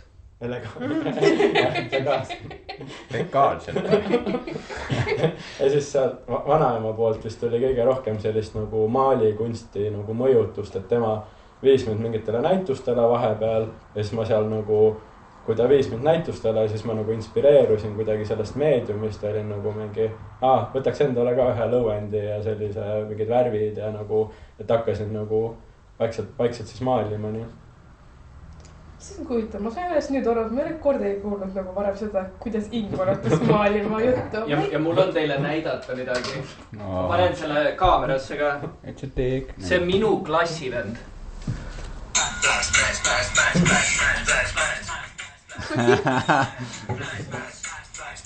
See on Ingmar või? See on Ingmar. Ja minu vana klassivend. Meil on nagu oli... See on eelmise aasta video, ma saan aru vist. 10 aastat tagasi. Aga seal on nagu palju neid erinevaid nagu mõjutusi tuleb vaata, et kui näiteks kui lumelaua tüüpidega olime, siis me nagu sõitsime lauda ja siis me ka filmisime ja siis me monteerisime mingeid videosi kokku, ehk siis nagu sealt oli selline loominguline pool ja siis nagu see mingi kunsti asi nagu imbus sealt kuidagi sisse mingite teiste tüüpide kaudu ja siis kuidagi kõik teised nagu nägid enne mind seda, et mul on mingit potentsiaali selles suunas nagu liikuda. Sest et kui mina nagu hakkasin nagu kuidagi looma ja nagu rohkem mingi kritseldama ja sketšima, siis nagu minu jaoks see lihtsalt oli mingi, just nagu kuidagi väljendan ennast ja nagu ma elu sees ei näinud, et ma võiks nagu seda kuidagi tõsiselt võtta. Aga see üks hetk oli siis nagu sammult edasi ja kuidagi kunstikooli poole ja nagu läbi väikeste sammude kuidagi järjepidevusega nagu. See on huvitav, sest nagu Ingmar on üks inimene, kelle mul tunne, et nagu ma saan öelda, et ta on see, kes nagu sündis samamoodi, et ma olen kunstnik põhimõtteliselt. Ja sul tuleb nagu kuidagi nagu see kunstipraktika on kuidagi nii hingestatud ja küürne. Ma ei tea, ma arvan, et sa oled ka mingi ala kunstlik perekonnas. Kõik pere on nagu kunsti kauge. Ma ei ole saanud, et jutt algas sellega, et ma käisin lumelauaga sõitmas. See on ka äge. Nii. Mõtleme Katriini siis. Jaa, et miks maalikunstnikuks, et nagu ma enne mainisin ka, siis ma olen väiksest saadik väga kunstist huvitatud, et ma olin väga vaikne laps, aga halliireka ja see oli nagu peamine minu väljendusviis ja teiste arvates tuli ka mul hästi välja, et nagu ma enne mainisin, see eduelamus näiteks on väga oluline lapsele, eks ju, et tunda seda, et sul tuleb midagi välja, eks ju, ja see väga suunab sellega tegelema ja siis oligi laste kunstikool lastekunstikooli lõpuks ka oli ka mõni õpetaja, kes nagu nägi potentsiaali. Selle kaudu siis Tartu kunstikooli, kus oli mul ütleks nagu päris mitu õpetajat, kes väga minusse uskusid. Et oma kursuselt see kõlab nüüd natukene nagu väga kõrgelt öeldud, aga ma olin kas parim või nagu üks parimatest, et ma võitsin kuldpliiatsi, mis on rändauhind kõige paremale joonistajale. Tartu kunstikoolis võtsin selle esimesel kursusel. Ma mäletan, et mõni joonistamise hindamine toodi, üks õpetaja tõi oma kursuse vaatama minu töid, minu joostustöid. Et ma sain väga palju sellist kinnitust, et see tuleb mul hästi välja või noh, vähemalt paremini, kui mul nagu kursusel olid. Jällegi tase oli madal, ma igaks üks ütlen, tase ei olnud väga kõrge, et lihtne oli silma paista. Aga ja siis selle kaudu, kui ma hakkasin vaatama kõrgkooli, kuhu ma lähen, siis mul tegelikult oli päris nagu mitu sellist nagu valikut. Ma väga mõtlesin keraamika peale. Mitte just nagu tarbes, ma mõtlesin küll üldiselt. Nagu keraamika tundus väga huvitav materjal, millega tööd teha. Animatsioon oli üks, mis ma olin väga huvitatud, sest et loo jutustamine ja liikuvus on minu arust väga põnev kunsti juures ja visuaalse kunsti juures eriti. Aga lõpuks jäi maal. Sellepärast, et lihtsalt kuna see traditsiooniline joonistamine tundus, et põhi on nagu enam-vähem all ja nagu kiideti selles just mind, et siis miks mitte nagu ära proovida, et näiteks selline näituse kunst või galerii või ütleme kunstniku nagu elu tegelikult mind väga huvitas. Ma võtsin Tartu kunstikoolis sellist valikainet Viltuses majas Tartu kunstimuuseumis, kus oligi nagu 5 päeva, meile seletati, mis kunstimaastikul toimub. Kuraatorid tulid rääkima meiega, Marko Mäedaam tuli meile rääkima. Ja see maailm, see nagu näituse nagu tegemine, see tundus mul lihtsalt niivõrd põnev ja ma hakkasin mõtlema, mida ma ise teeksin. Meil Tartu kunstikoolis oli ka näiteks näituse projekt, mis ma sain vist A+ või midagi. Et sellest tuli see väike nagu soov ja väike nagu huvi, et aga äkki tuleb välja või äkki nagu, miks ma ei võiks nagu anda sellele võimaluse, eks ju, et teha, olegi siis nagu vabakutseline tegevkunstnik, eks ju, mis on üks ebapraktilisem nagu asi, mida teha, eks ju. Aga sellest ma tulingi siis nagu maali õppima Pallasesse ja hetkel nüüd siis olles oma kooli teekonna lõpus ja see kevad lõpetan, siis tegelikult see soov on siiamaani alles nagu võib-olla isegi kindu juurde saanud, et tegelikult anda selle nagu päris võimalus veel peale ka kooli lõppu ja katsetada ka teisi meediumeid. Aga maal üleüldiselt ja kindlasti jääb minu jaoks nagu alles, et see tehnika areng on juba seal nii suur olnud ja ma suudan seda ka juba nautida ja seal on ka teatud nagu väljakutsed veel minu jaoks selle nagu tehnika juures, mis on mulle hästi oluline, mida ma tahan nagu ära saavutada ja nagu ära omada, eks ju. Et elagu maalikunst. Just. Võit. Aitäh. Minu puhul, mina ju olen võib-olla kõige värskem, 10 aastat tagasi jõudsid sellise kunsti juurde. Ja tegelikult esimene asi on see vabadus, millest ma siin rohkem pikemalt ei hakka rääkima, sest üks on see meditsiini pool. Nagu ta jõudis 10 aastat tagasi, 10 aastat tagasi ma olin nagu läksin algklassidesse tõsisemalt. Nagu Ingvar sõitis lumelaua. Nagu teadlikult 10 aastat tagasi võib-olla jõudsid. Et olles sellist väga nagu raamistatud või põhimõtteliselt erialad nagu meditsiin, kõik on lahe, kõik on tõenduspõhine, teaduslik, aga mingi hetk sattusid väga põlevate elukäikude jooksul kokku ka selliste loominguliste inimestega ja avastasid seda, et kui te olete loovinimeste seltskonnas, jutt ei saa otsa, mitte kunagi ei saa jutt otsa nagu. Kogu aeg jutt käib, issand jumal, kuidas tüübid, kuidas saab üks jutt igavesti kesta, nagu, mida te tarvitanud olete, on ju. Me tarvitanud oldi ka kindlasti midagi. Aga see on nagu üks asi, et vaatasid väga põnev, aga just maalikunst on nagu see, et nüüd natukene võib-olla piinlik tunnistada seda, aga jube seksika seriala. Aga vaadates, et see on seksika seriala, kui sa oled maalikunstnik, sa oled maalikunstnik. Ja kui sa olid mingisugune 20-aastane vend, siis maalikunstnik. Ja kuna mul alguses see seksuaalsuse teema oli nagu väga hingelähedane kuidagi, kõik maalid olid ka, niisama ei saa dissipilti panna, aga näed, kui maalid dissid, kõik vaatavad, need dissid väga ilma. Aga miks mitte skulptuur? Skulptuur ei ole seksikas. No kuidas sa kodus hakkad mingit voolima, et sa ikka maalisid, said nagu kodus maalimine, see on hea meedium, mida eks siis nagu praktilisus oli ka nagu oluline. Maalimist võetakse kuidagi nagu tõsiselt. võetakse nagu tõsiselt, see on nagu kunst, vaata, kes on nagu kunsti kauge ja kui on nagu maalikunstnik, see on kunstnik. Et kuidagi nagu kunstivälised inimesed hindavad seda kunsti nagu maalikunstniku juba seksikas nagu eriala, on ju. See ei olnud sellepärast, miks ma vallasse tulin, see oli nagu hiljem. Aga see, kui sa küsid, et kuidas see algus sai, siis algus tegelikult sündiski sellest, et kõigepealt vaatasid, et nagu loovisikud, kunstnikud on väga huvitavad inimesed, et muidugi inimesed nagu huvitavad, aga see jutt on selline suhteliselt ringkonnapõhine, nagu ma ütlen, kastistatud on ja me räägimegi patsientidest, lahe.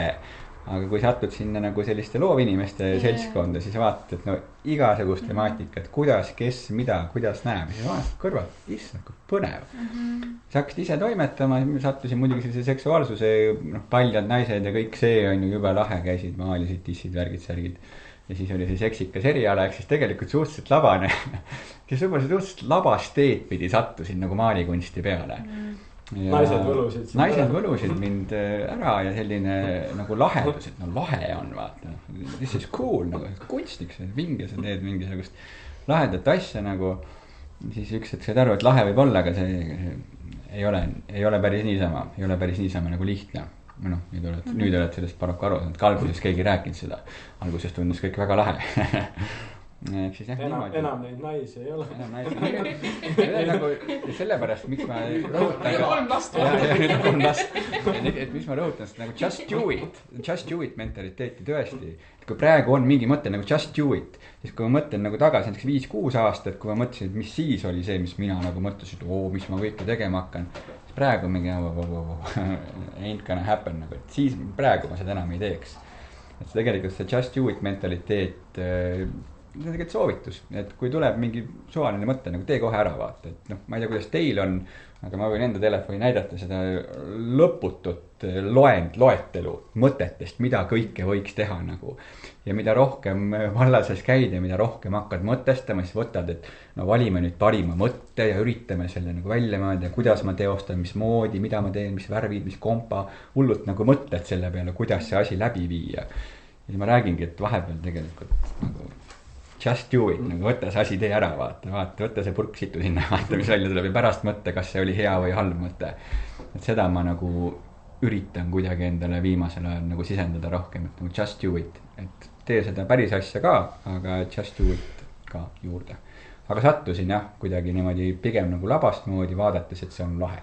Et maalikunst ongi nagu lahe asi, mida teha. Ja see ongi lahe asi. Ja see on väga seksikas siiamaani on seksikas. Nii et kõik, kes vaatavad, kõik kriminaalid, pätid ja kaabakad. See on väga seksikas asi, mida teha. Just do it. Very nice, just do it. Nii, Karli. Ei, nagu see minu algus on ka samamoodi veidi ka sarnane sädega, et ma väiksest peale hakkasin joonistama, alguses mingi, ma ei tea, miljon erineva printsessi pilti ja siis ma nagu ei lõpetanud lihtsalt ja lasin edasi, aga ma teadsin ikkagi väga varakult, ma arvan, et juba ma ei oska öelda, kas algklassides, kuna mul absoluutselt puudub igasugune nagu mälujärjestus, vahet ei ole, mis midagi juhtus, ma ei näed seda enam. Aga ma ikkagi nagu algklassides saati ikkagi teadsin, et nagu, ma tahan nagu kunstnik olla. Et see nagu kuidagi väga varakult paigas ja nagu sellega ei olnud mingit probleeme. Aga kui tohib vahel, aga miks? Ma nagu, see lihtsalt tundus enesest mõistetav või nagu mulle, või tegelikult miks, mul hästi varakult tekkis nagu mingisugune see oma fantaasiamaailm ja see, kuidas ma selle oma fantaasiamaailmaga siis nii-öelda kontakti lõin, oli enamalt läbi selle, et ma joonistasin sealt mingeid erinevaid asju. Joonistasin tegelasi ja siis võib-olla nagu, kuna see fantaasiamaailm juba nagu mingis hetkeks muutus nii, no see on nagu, kui ma võib-olla kunsti veel saaksin endast eradele, siis seda fantaasiamaailma nagu, ma ei saa enam mitte mingi jõuga kuidagi ära võtta. Ta on nagu osa minu psüühikast ja nagu alatasti nagu tekkis nagu mingi puhverdusena, ma mõtleksin vähem nagu elu peale, mõtleksin rohkem nagu fantastika peale, et ma nagu ja see on võib-olla aidanud nagu vältida seda, et ma olen vähem depressiivne ja mida iganes, kuna ma nagu mõtlen oma delulude peale ja siis ma olen minna lihtsalt aga selle kunstnikuks see kunstnikuks nagu väiksena saamine, minul oli näiteks see, et mina ei julgenud öelda, et mina tahan kunstnikuks saada väiksena. Ja sest minul oli see nagu mõte või nagu ühiskonnast öelnud, et kunstnik on kuskil prüükarite vahel mingisugune nagu kodutu mees. Ennast oli väga seksikas ja üliseksikas. Ja sellepärast mina ütlesingi, ma olen loomaarst, kuigi tegelikult sisemisega selle kunstniku alla. Mina ei ole kunagi välja öelda seda, aga jah. Mulle muidugi, minu jaoks on soon, et mu isa on fotograaf ja mu ema on maalikunstnik. Ja muidugi olen väga enda emaga hästi lähedane. Ja kindlasti nagu see, et mu ema, Ott Margna, kõrvalt oli vabakutseline kunstnik. Shoutout Margna. Go up.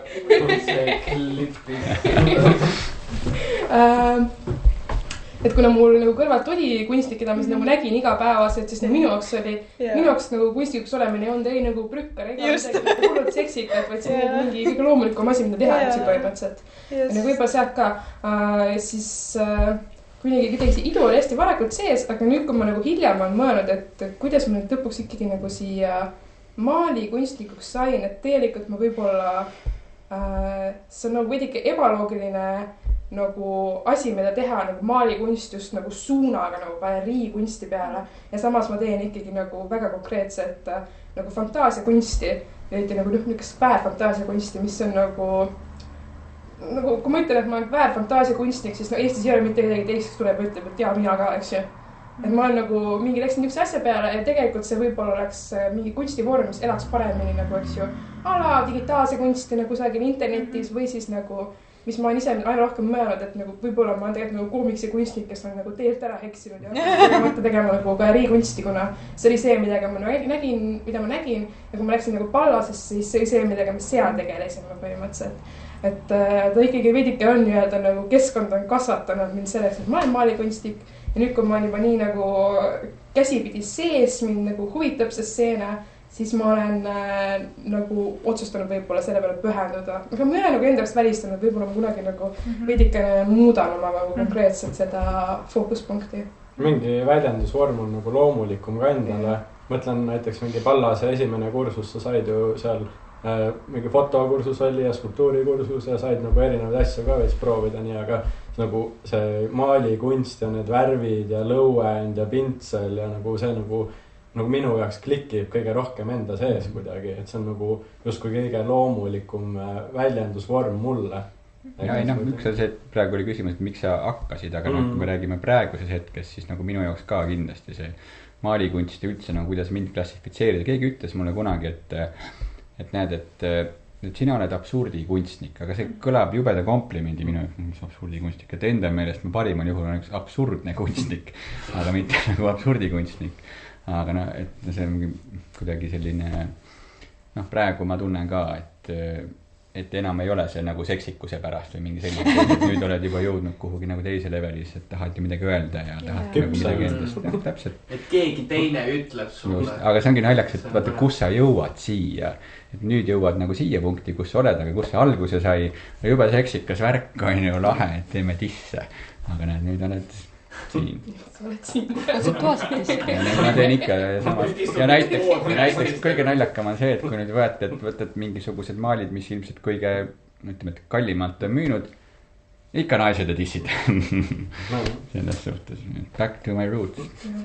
Aga veel üks asi, mis ma ise nagu mõtlesin, et mult on hästi palju küsitud, et miks ma ei tee mingit digitaalset kunsti või nagu mingisuguseid arvutimänge ja asju.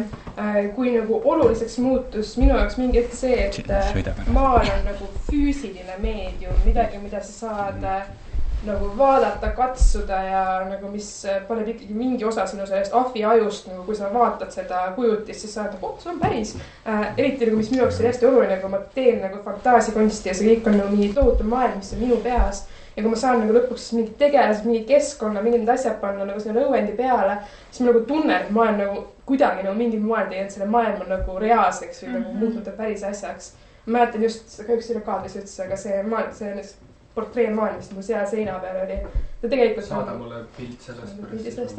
Et nagu kui ma seda maalisin, see tegelane oli mul nagu hästi kaua peas olnud ja kui ma seda maalisin, siis see oli nagu, esiteks see portreed oli nagu üllatavalt hästi välja tolle aja kohta. See on siiamaani suurepärane. See oli teine kursus midagi niisugust, 2022. ja siis, kui ma nagu vaatasin teda ja mul täiesti nagu oli järsku see tunne, et ma vaatan selle tegelasele otsa, et ta on päriselt siin olemas ja nagu kui nagu mingisugune minu, ma ei tea, mis iga sisaliku aju oli täiega ära petetud. Ma ei tea, kas sa ei ole aru saanud sellest sarnasusest, aga sa oled väga sarnane sellele, sa oled väga sarnane. See maal oli tehtud enne seda, kui mul olid oranžid juuksed ja lokid. Sellepärast sa tegid. Aga seda ma väga sekundeerin, et just see selline, no miks mitte digitaalkunst ja see, et kui sa nagu vaatad, lähedki vaatad seda tööd, mida sa saad katsuda, see tekitab hoopis teise tunde, tekitab täiesti teise tunde, sa võid näha seda kuskilt telefoni ekraanilt vaadata lahe, aga kui sa lähed ja vaatad seda nagu päriselt, no see on mingi emotsioon. Samamoodi on erinev, kui sul on digiprint versus jällegi päris nagu maidud maailm. See, et nagu seal on midagi selles, et kui sa oled mingisuguse asjaga kuhugi peale midagi kandnud, see annab mingisuguse... Minu käsi on olnud see. Ja kui ma tohin korraks paljastada võib-olla veits Kadri, siis minu arust on kõige regulaarsem, vähemalt siiamaani ma olen aru saanud sellest, aga nagu ateljees kohal käia, nii et sul on ka, ma arvan, rutiin miski, mis väga ka nagu sinu selles vabaduses, vaata, nagu sa pead ise tekitama endale mingid piirid või mingi suuna. Ja ma arvan, et just see, et sul on see koht, kuhu sa lähed ja teed midagi, mis on füüsiliselt nagu katsutav. Ehk siis see süga ateljees kohal olek ja kui ma selle värvi panen siia, siis see füüsiliselt nagu manifesteerub siia maailma. Ma arvan, et ka see aitab tegelikult nagu ka reguleerida kuidagi seda sina ja kunstnik nii-öelda suhet. Ja, seda ma nagu mõtlen küll, et mul isest ei ole nagu kunagi olnud erilist probleemi selle nagu meeletu vabadusega, millest Ott rääkis.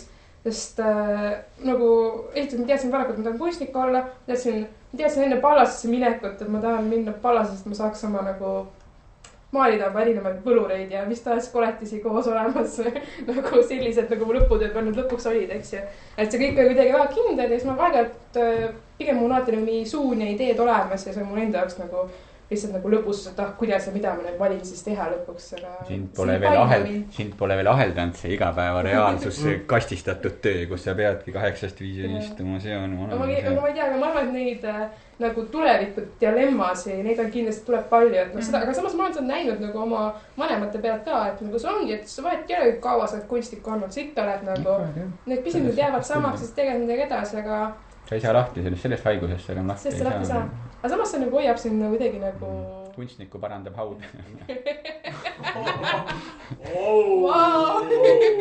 Mul läksid pupillid jälle pupillid.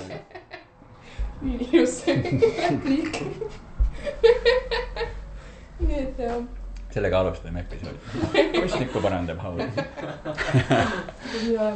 Aga vähemalt kui sa nagu tegeled kunstiga, et siis sul on lootust püsida nagu kuni hauani hästi nagu terava meelde. Kusjuures seda, et näiteks huvitab, kui nüüd meditsiiniline aspekt sisse tuua natukene, siis kui te vaatate kunstnikke, kes üldiselt on, ütleme, et sellise joviaalse elustiiliga, mitte võib-olla kõige tervislikum elustiiliga, oma värviaisu sees ja võib-olla ka nautimas elu erinevate meelemürkide kiuste, siis osad elavad nagu nii kaua. Mida vänta on nüüd? Miks see mees, kes... Hinged, bro! Need on vanad hinged! Jah, ja kusjuures tegelikult, mis see võib täiesti suvaline hüpotees olla, aga see nagu selline plastilisus, vaata, kunstnikuna on see, et sa pead kogu aeg mõtlema. Teate, vanas eas on see, et inimestel kaob, no eriti kui sa nagu tööl ei pea käima, oled pensionil on ju, sa ei pea enam väga palju mõtlema, söödetakse ette sulle asi, antakse puder ette sööd on ju. Aga kunstnikuna sa pead kogu aeg mõtlema, kuidas sa värvi sead ja kui sa oled 95, sa pead ikka mõtlema, kuidas sa selle värvi seal kokku segad ja mis sa teed. Et see nagu aju kogu aeg töös hoidmine tegelikult hoiab ka teatavas mõttes nagu sellist füüsist. Ja hinge ka. Täpselt, füüsist, nagu inimhinge hoiab ja ta on tegelikult, meie nagu selles keskkonnas on see, et nii kahju vaata, et nagu vana inimene töötab, vaata, et töötab kuni sureb, mida vittu nagu, et laske sellel inimesel on ju puhata. Aga jällegi kunstnikuna, see on kinda naturaalne, et sa tahad seda teha. Kuni sa jääd ja kunstnikuna aga muidugi see, et see on üks huvitav eriala, kus vaadake, muidu on see, et sa kuskilt tuleb platoo ette, olenevalt, vahet pole, mis erialas oled, noh, kuskilt tuleb platoo ette, et enam see paremaks ei muuta. Kunstnikuna on see, et sa saad suht kaugele nagu push ida seda, et 95-selt ta tegi oma kõige paremad asjad, on ju. Noh, et see, kui sa oled automehaanik, siis 95-selt sa oled surnud. Olgem ausad. Et sa ei ole siis oma parimas eas enam. See on võib-olla see missiooni ja õnnetunde element ka suht suur juures. No sa hoiad aju töös ja tegelikult siis, kui see isegi kõik teised asjad ei ole kõige paremad, siis aju on töös ja see on väga oluline tegelikult. Just. Ma arvan. Ja ma jätsin nagu kõige keerulisema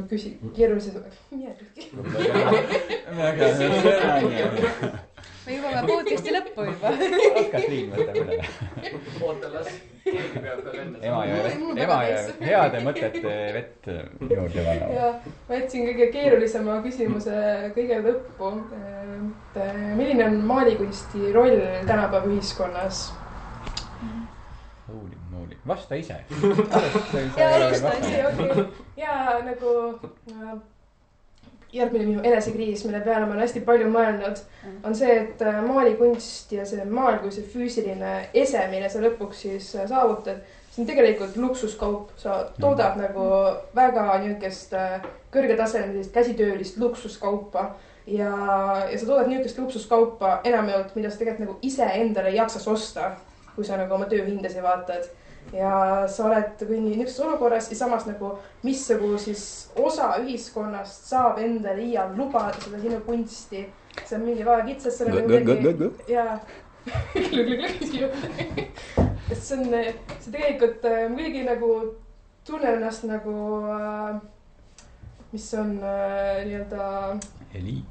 Ma ei tunne ennast eliidina, ma tunnen ennast pigem klassireetorina, vaata. Eliidi heaks töötan. Ja ma töötan nagu mingi eliidi heaks, kes nagu lõpuks saab endale seda kunsti lubada tegelikult. Ja sellepärast ma nagu vahepeal loengi, et nagu miks ma hakkab mingi printe tegema ja asju, et ma tahaks nagu anda võimalust ka nagu nii-öelda enda sarnastele inimestele kunsti omamiseks, eks ju. Et ühelt poolt see on see, et ma olen nagu mingisugune luksuskaup ja üleüldse, kui me oleme nagu rääkinud enda kunstiajaloo tundidest selles, kuidas nagu maal kui meedium, maal kui vorm on üks ajaloo jooksul muutunud oma rolle, enam, et mingisugune nagu see staatuse märk on tal alati juures olnud ja nüüd meil on just tänapäeva ühiskond, kus eks ju kõik, kunstivoolud on nagu ära käinud, kõik on nagu korraks vastu taevast lennanud, meil ei ole enam, kõigil on ebaselge nagu mida tähendab kaasaegne kunst, et seal on nagu hästi palju mitmekesisust, hästi palju määratamatust, sul ongi, et sul on kaasaegne maalikunst, ühelt poolt on see, eks ju, mingi fantaasiakunst, mida teen mina, mingi animekunst, mida teeb keegi teine kusagil, samas, eks ju, see galeriikunst, mis jõuab kuhugile, eks ju, siis Kumusse, et nad on nagu, kõik on samaaegselt kaasaegne kunst, kuigi nad teevad nagu täiesti erinevaid asju. Ja sinna juurde tuleb see ka, et meil tänapäeval kuidagi on hakanud vaikselt ära lagunema kõik meie olemasolevad need vanad vormid, et galerii ei ole enam võib-olla see koht, kus inimesed lähevad, et leida kunsti, mida osta. Järsku meil on sotsiaalmeedia, mis nagu täidab kordades olulisemat rolli kunsti levikus, kunsti nägemises ja raha teenimises. Et see kõik, see süsteem on järsku peale tulnud, keegi eriti nagu veel täpselt ei tea, kuidas sellega võib-olla kohanduda, kuidas seda arvestada. Ja siis nüüd sinna juurde veel tuleb meil järsku AI kunst, kuidas meil nüüd digitaalne kunst saab mingi prõmma endale, kuidas sa nagu tõestad enda autentsust kunstnikuna, kuidas need järsku muutub eriti oluliseks, et oleks nagu nähtav see inimene isikuna, kes teeb seda kunsti, et me saaksime ikkagi nagu kontakti luua mingi inimesega. Ma ei ole kindel, mida ma siin vastan sellele küsimusele peale seda, et nagu meil on mingi kohutav tohuvabohu, kus keegi hetkes nagu ei suuda meist paisendada selgeks teha, mis see on, kus me oleme ja mida see maal tähendab, aga ma ei suuda kunagi ära nagu lükata endalt seda tunnet, et ma teen mingisugust, ma ei tea, mind nagu vist nagu sügavalt häirib see, et ma teen luksuskaupa. Minu meelest suurepärane vastus. Kuidagi oli ju tegelikult, ise mõtlesin, mida ma ise vastan selle küsimusele, sa vastasid ära. Sorry, ma tohin üle võtta. Mina olen ka siin nagu AI, hästi palju AI-d kasuta, viimasel enam väga palju kasuta. Aga üldse jah, see nagu digitaalne kunst, ma ei tea, aga ma näiteks ma räägin just see nagu luksuskaup. või kuidagi see, et mul on endal ka ju kodus hästi palju töid seina peal. enamik küll enda omaid, sest ma ei jõua osta väga palju teiste töid, aga mõningad ka teiste omad. tead, just see, et sa nagu vaatad seda, noh, ma ei tea, sa vaatad seda teost ja sa näed, et selle on inimene kuidagi nagu teoks teinud. See on nagu veider, kus me tuleme tagasi, vaata üks hetk kadus, noh, väga kontseptuaalselt läks asi ainult, see tehnika, see pole oluline, vahet pole. Aga nüüd oled jälle selle AI ja kõige tulekuga tagasi seal, et vaatad, et sa näed, kuidas keegi on teinud, kas siis, noh, olenevalt mida sa hindad, kas siis filigraanset täpsust või siis just ekspressiivset mingit asja. Aga just see nagu teostus, see on kuidagi see, mis sa käid ja iga hommiku kõnnid trepist alla ja jälle vaatad ja vaatadki ja vaatad juba mitu aastat järjest vaatad nagu vau. Mitte siis enda töid. Wow. Aga ka enda töid vaatad uuesti, aga just nagu need, kelle tööd oled nagu omistanud või siis, kes on jätnud enda tööd minu poolt. Edenema. Et nagu vaatad seda kuidagi, ma ei tea, see inimlik pool tuleb nii palju sellest maalikunstist välja, et tõesti see, ma ei taha öelda, noh, ma olen nõus selle eksklusiivkaubaga, aga teate, see on kuidagi, see ongi nagu ilus või see annab mingisuguse tunde sulle kogu selles digitaalses maailmas ja selles digitaalses virvarris, mis meie ümber on. See staatiline pilt, mille keegi on hetkes ja ajas maalinud, on kuidagi eriline. Minu jaoks võib-olla maalikunsti mõte hakkabki sealt nüüd kuidagi jälle selle pealt edasi tulema. Võib-olla Ingvar oskab rääkida nüüd näiteks nagu sellest, et nagu tema teos kui nagu energiavahetus. Meil oli ülihea vestlus Ingvariga lihtsalt sellel teemal nagu, et miks meie maalid väärivad sellist hinda. Nagu, et Ingvar ja Miina kauplesid minu maalide hindasi üles, et nagu kirjeldada, et see energiavahetus on seda väärt. Et kuidagi tal on väga hea nagu kooskõla sellel. Just see inimlik pool just selles maalikunstis on kuidagi see, mis ilmselt minu jaoks läheb nagu väga hinda. Vahet pole, kuidas sa selle oled kavandanud, mõelnud või teinud, aga just see, et kuidas sul lõpuks ongi käega katsutav asi. Ja selle on keegi teinud. Aga asi ei ole selles, et see on nagu lihtsalt see, et sina annad mulle raha ja mina annan sulle kahedimensioonilise pinna, vaid see annad midagi iseendast. Sa annad tükikese iseendast, ükskõik mis tükike see on, aga see hingekild. Just, et see ei pea ükskõik mis kild see on, aga see on kuidagi, see on minu tehtud. See ei ole, noh, see on mina näiteks minu trükke ei saa. Et just see, et just see trükk on ka nagu, see on selline ilus asi, on ju. Aga just see nagu päris asi kuidagi, seal on mingi hingestatud. Tegelikult sul on õigus, see on hingekild tõesti, mingi hingestatud. Ma mõtlen, et huvita, kas nagu kunstnikule kõige nagu sarnasem amet on prostituut. Selles mõttes, et me müüme mingit aitäh, lõpuks mida ma olen esimesest kursusest alastud, et see ongi, see olebki prostituut. Kui keegi küsib, et mis amet on kunstnik, see on nagu prostituut, see müüd iseennast. Sa müüd iseennast, müüd ju. Maailma vanim amet. No sa paned nagu endast nii palju sinna tegelikult lõuendile. Võib-olla tihtipeale näiteks tavainimene, kunstikaugem inimene ei pruugi seda nagu nii, ma ei tea, täheldada või märgata või aru saada sellest, kui palju oma energiat nagu kunstnikud panevad siis sinna teosse sisse ja sealt tulevad ka need hinnad nagu pätlik. Korra vahel ütlen remargi korras kiirelt, et mis on nagu veider asi, mida ma kunagi ei arvanud. Mina mõtlesin, et kunstiga on niimoodi, et näed, lähed vaatad galeriis, vaatad, kui lahe pilt. Ja siis võtad koju ja siis mõtled paari nädala pärast, et see on igav. Täpselt vastupidi, mida kauem see pilt seal seina peal on, seda kauem sa hakkad nagu vaatama, et vau. Et kuidagi ta hakkab nagu elama selles keskkonnas ja aina rohkem ta hakkab. Ja noh, mina muidugi võib-olla hindan sellist impasto või ekspressiivset tehnikat hetkel muidugi. Hetkel ma võib-olla kunagi teistmoodi nagu rohkem. Ja siis need nurgad ja asjad, need löögid ja need paksused ja asjad vaatad nagu kuidagi, see on midagi lahe, et see nagu ajas elab edasi, mis on väga-väga-väga nagu huvitav. See hakkab ka su elu mõjutama. Väga-väga mõjutab ja ma mõtlen just seda, et kas minu lapsed siis on ka, käivad Kadri jälgedes, sest mul on issi ka ju kodus laamendab seal lõuendi taga ja nemad ka mõllevad. Võib-olla kõige viimane. Kõige viimane ja ütlen ka. Aga Ingmar, vastad ka? Natuke nagu midagi juba. Mis sa võid räägida? Ja Patrik nagu ütles, et sulle midagi rääkida. See on avatud küsimus, kõik räägivad. Mis küsimus oli? Milline on maalikunsti roll tänapäeva ühiskonnas?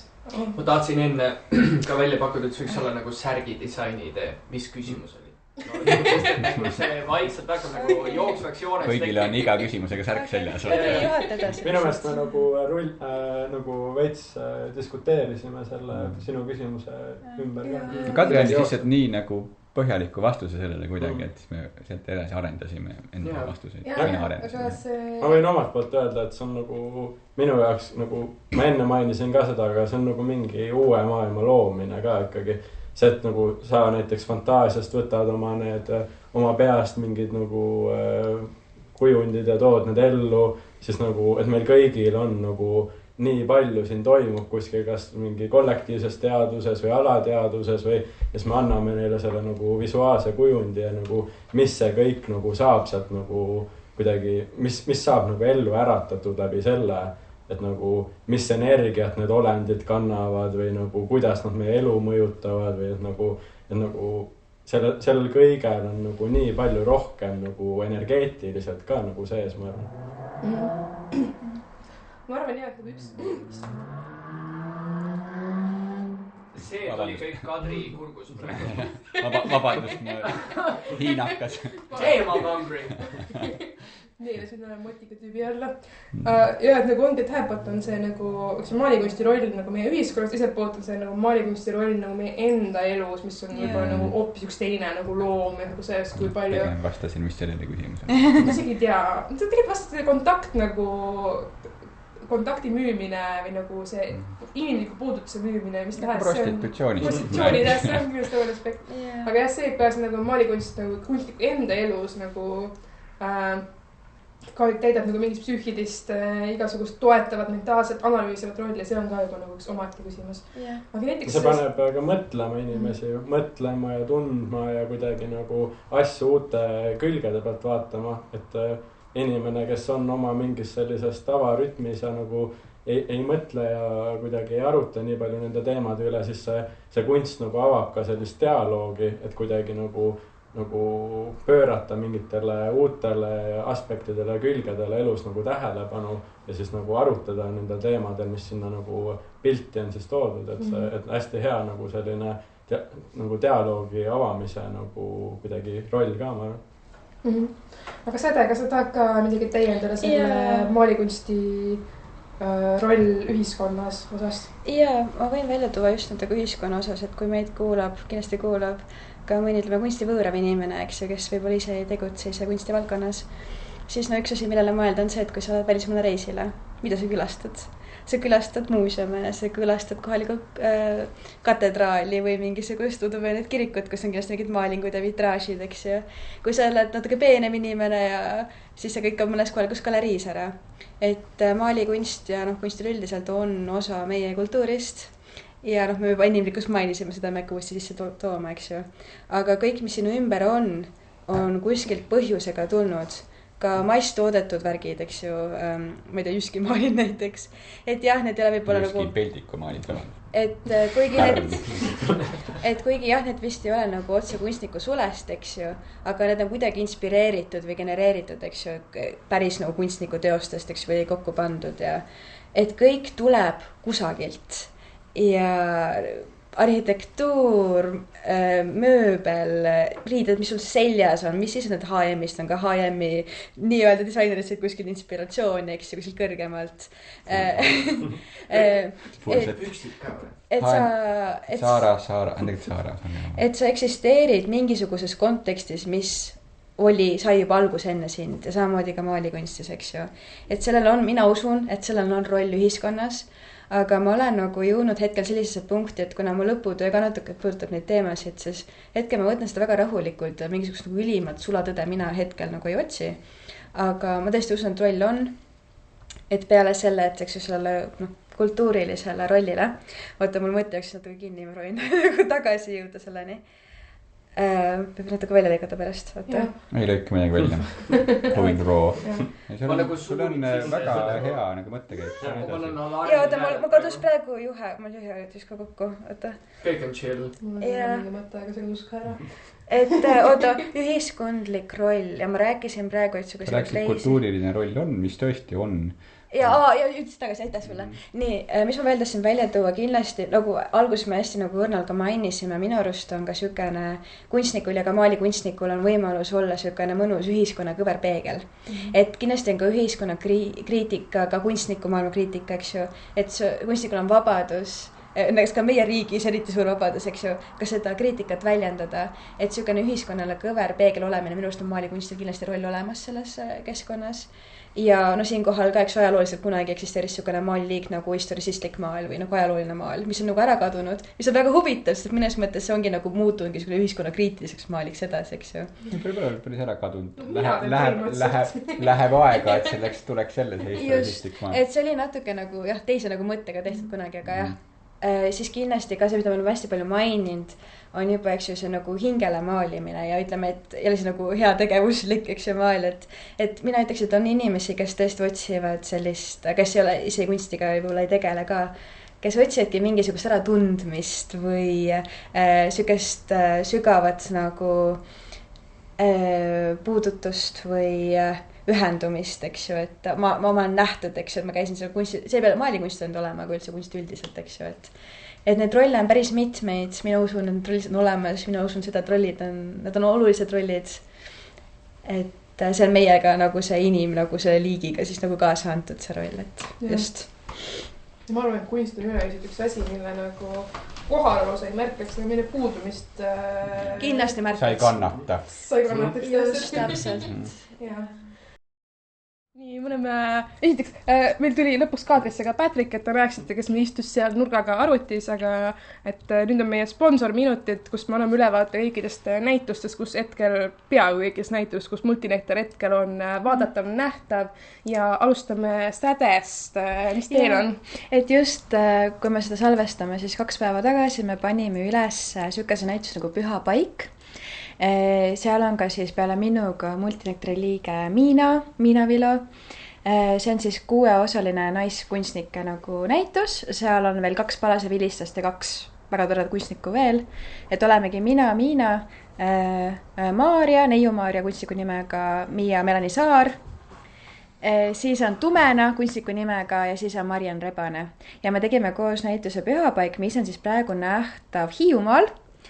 Tuuletornis, Pühapaik on siis nimi ja see on avatud kuni 5. maini. Et kui satute Hiiumaale järgmise siis 2 kuu jooksul või jah, kui satute Hiiumaale või elate Hiiumaal, siis palun käige läbi. Et just. Siis meil on hetkel üleval veel Ingmari, Miina, Patricku, oli 3 tükki teid, jah? Ja trio näitus Aura. Vilde ja Vine Tartus Vallikraavi 4 kuni 13. maini. Ja siis ma olen esindatud ka Maalikunstnike Liidu aastanäitusel Uue kunstimuuseumis, see oli vist kuskil 23 või 25 mai ka kuhugi sinna avatud, et jah, minge vaatama. Ja samuti on meie 2 multinektari 2 multinektari liidet. Üks nendest ongi Ott. Sealhulgas Ott esindatud Tallinnas. Ja Miina ka. Miina ja Ott. Tallinnas Eesti maalikunsti aastanäitusel, kevadnäitusel. Jah. Võid selle kohta rohkem järgi uurida, see on vaadatav veidike aega. Just täpselt. Väga täpne informatsioon. seal on mitu erinevat galeriid ja neil oli seal erinevad ajad, kuni need näitused avatud ja ma ei vaadanud seda enda välja. Aga mingi uuriga. Miina käis, mega äge näitus on, ütles, et üks ägedam kui Brüsseli mingi näitus, mida ei näinud, nii et väärt vaatamist. Parem kui Brüssel, minge kohale. Parem kui Brüssel. Aga sellega me oleme hakkama saanud Sumina episoodiga 2. Seekord ei tohiks ei heli ega kaamera pilti ära kadunud. Tehniliselt korra kadus. Kõik kadus ära. Aga muidu loodame, et nautisite. Ja järgmise korrani. Aitäh, Kadri. Ja aitäh, Kadri. Thank you. Võtke heaks. Mesilas ema. Ja aitäh, Patrik. Aitäh, Patrik, sulle ka. Davai, lõpusumin. Tehtud. Delete all. Liis ütled sa salvestasid.